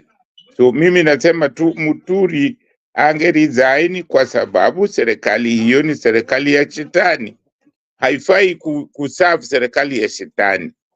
Kwa hiyo akiresign itaonyesha na wengine ambao wanaona hii serikali ni ya kishetani watoke, na hiyo serikali itafail. Na maana mimi kusema ukoloni, bado tuna fikara za kikoloni, bado tunayo mpaka sasa. Ndio maana hata wale ambao wanapiga kura tuna fikara za kikoloni. Ndio maana Ruto anatutawala, kwa sababu tunakubali na mambo ya kikoloni. Hiyo ndio maana nasema hivyo, kwa sababu hatukutofautisha kwamba sisi tunatakiwa tujitawale sisi na mambo yetu, kwa sababu ukichukua hata constitution yetu ni zile tumekopi, hatujakaa chini kuandika yetu sisi wenyewe. Mimi ndio maana nasema tuko bado chini ya ukoloni. Na hiyo siku umetaja huyu kijana wa Burkina Faso. Huyo kijana wa Burkina Faso amekataa ukoloni, na saa zote anapozungumza lazima ataje, waambie wenzake, anawakumbusha kila siku kwamba hatutaki ukoloni ambao wamekuwa wakitutawala. Hatutaki kukaa chini ya ukoloni tena. Ndio maana wamefukuza hata Faransa. Sisi tuko na Amerika, tuko na kila mtu, tuko na Uingereza, bado wametukalia hapo kwetu. Wafaransa wametukalia. Lazima saa zingine wanasema hizi hatutaki hizi takataka, tunataka kujitawala wenyewe. So lazima tujue hiyo tofauti hiyo ni kwamba tuna mafikara, hata sisi wenyewe ambao tunazungumza hapa bado tuko na fikara za kikoloni. Bernard, okay, through you Bernard, allow me to respond. Jakindu Bekile nasema ni hivi. Nasema what you're saying is correct. Saizi tufanye 360 tukijua tumepangiwa zaidi ya zile vitu zilikuwa before our independence and soon after ile ukoloni tulibakisha. Tuko na new age colonialism yenye saizi inatumaliza kushinda anything else. We are supposed to be phased out as a people. Meanwhile, huyu Muturi sisemi kwamba ni mtu mzuri. Anajua akiresign, that's why he's heading. Muturi si alikuwa speaker during tenure ya kina Ruto na kina Uhuru. So si ati there's anything of value atatuongeza. Yeye ni mmoja tu wao. Ni vile sasa alikuliwa, the government ate its own people. Sasa inamuuma. Si ati ametokea ati suddenly ati amebatizwa akakuwa mtu ati saint. There's nowhere he's going. He knows kwamba yake imeisha. So sasa hizi hataki resign, hakuna value anaenda kuongeza hapa mbele. Hayuko kwa hiyo hesabu. So wacha akae na skunks zake wanukishane hapo hivyo mpaka wazoeane kunukishana vile walizoeana hizo miaka zote amekuwa hapo akikula taxes zetu wakifanya. He is part of the wrong legislation that we've had in the country. He is part of a lot of impunity that went through in that parliament. So he's not, for me, Muturi is not an option. He's not an authority. Everybody, vile Kipa amesema, everybody, the entire swamp, ni chafu imenuka, ni sewage, iende yote. So hata kama mtu akidecide kuresign saa hii, obviously hao wengine hawata resign. Wanajua kwa hapo kukula pesa sio kusaidia Kenya. Government inakuwa led na Ruto pekee, si ati kuna CS anafanya kazi, si ati kuna any other office inafanya kazi. Ruto is the alpha and omega of his government. And he's a Satan chief over there now doing whatever it is that he's doing. So there's really nothing there. Kwamba utaniambia ati umefanya kazi na hiyo shetani, ati sasa umejitoa, ati umevadia ngozi ya kondoo tunafaa kukuona ati saizi umebadilika. Nothing. Thanks. So, ladies and gentlemen, thank you so much. Thank you, Maunga. Thank you, Kip. Thank you, Jakindube. Thank you, Tuni, and every other person on the comment section. Kuna tip point, kuna James. Thank you so much, Big J. Please, let's call it a day there. We continue again in the next program. Tafadhali, link zote nimeshare hapo za kusubscribe na subscribe. Please make sure that you adhere to them. We are doing very slowly. There is subscription to the other channel. Please, let's do our best to ensure that we act. And then there is also an opportunity for you to be a member of Sound Candy Talk Live. The link is already in the comment section. Please make use of it and respond. Thank you for responding on the poll question. Probably I will just give the verdict of the poll question and we sign out. We are asking, in your opinion, can Muturi and Gachagua revelations bring down the Ruto regime?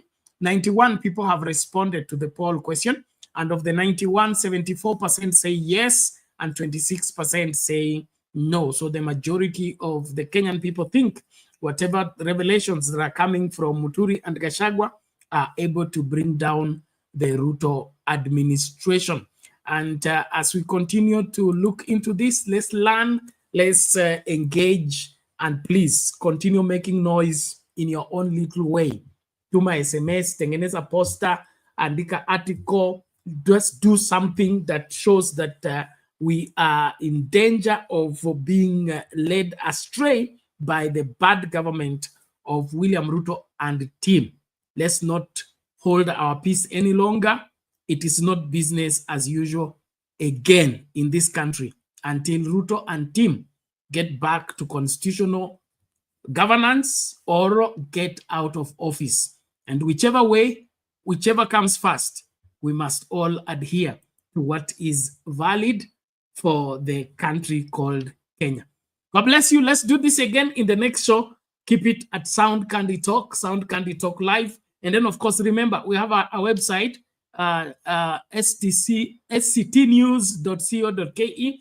This live show goes straight there. So those of you who don't want to engage on YouTube, you don't want to engage on TikTok or Facebook, you can follow the broadcast without disturbance on the website, sctnews.co.ke. We have articles there, current news by minute. It's all updated there. So globally, you can't miss much if you stay connected to that website. It has also products which you can buy and add to your library. We are intending to multiply that. There are some materials we are still looking for and getting right papers to ensure that they are available and in the right way. Otherwise, thank you so much. Let's do this again in the next show. Are you looking for video live streaming services? You want your church services to be on air? You do not know where to market your goods and services? At Sound Candy Talk, we deliver the best live stream services for your events, product and service launches, conferences, weddings, and marriages. Reach on us today.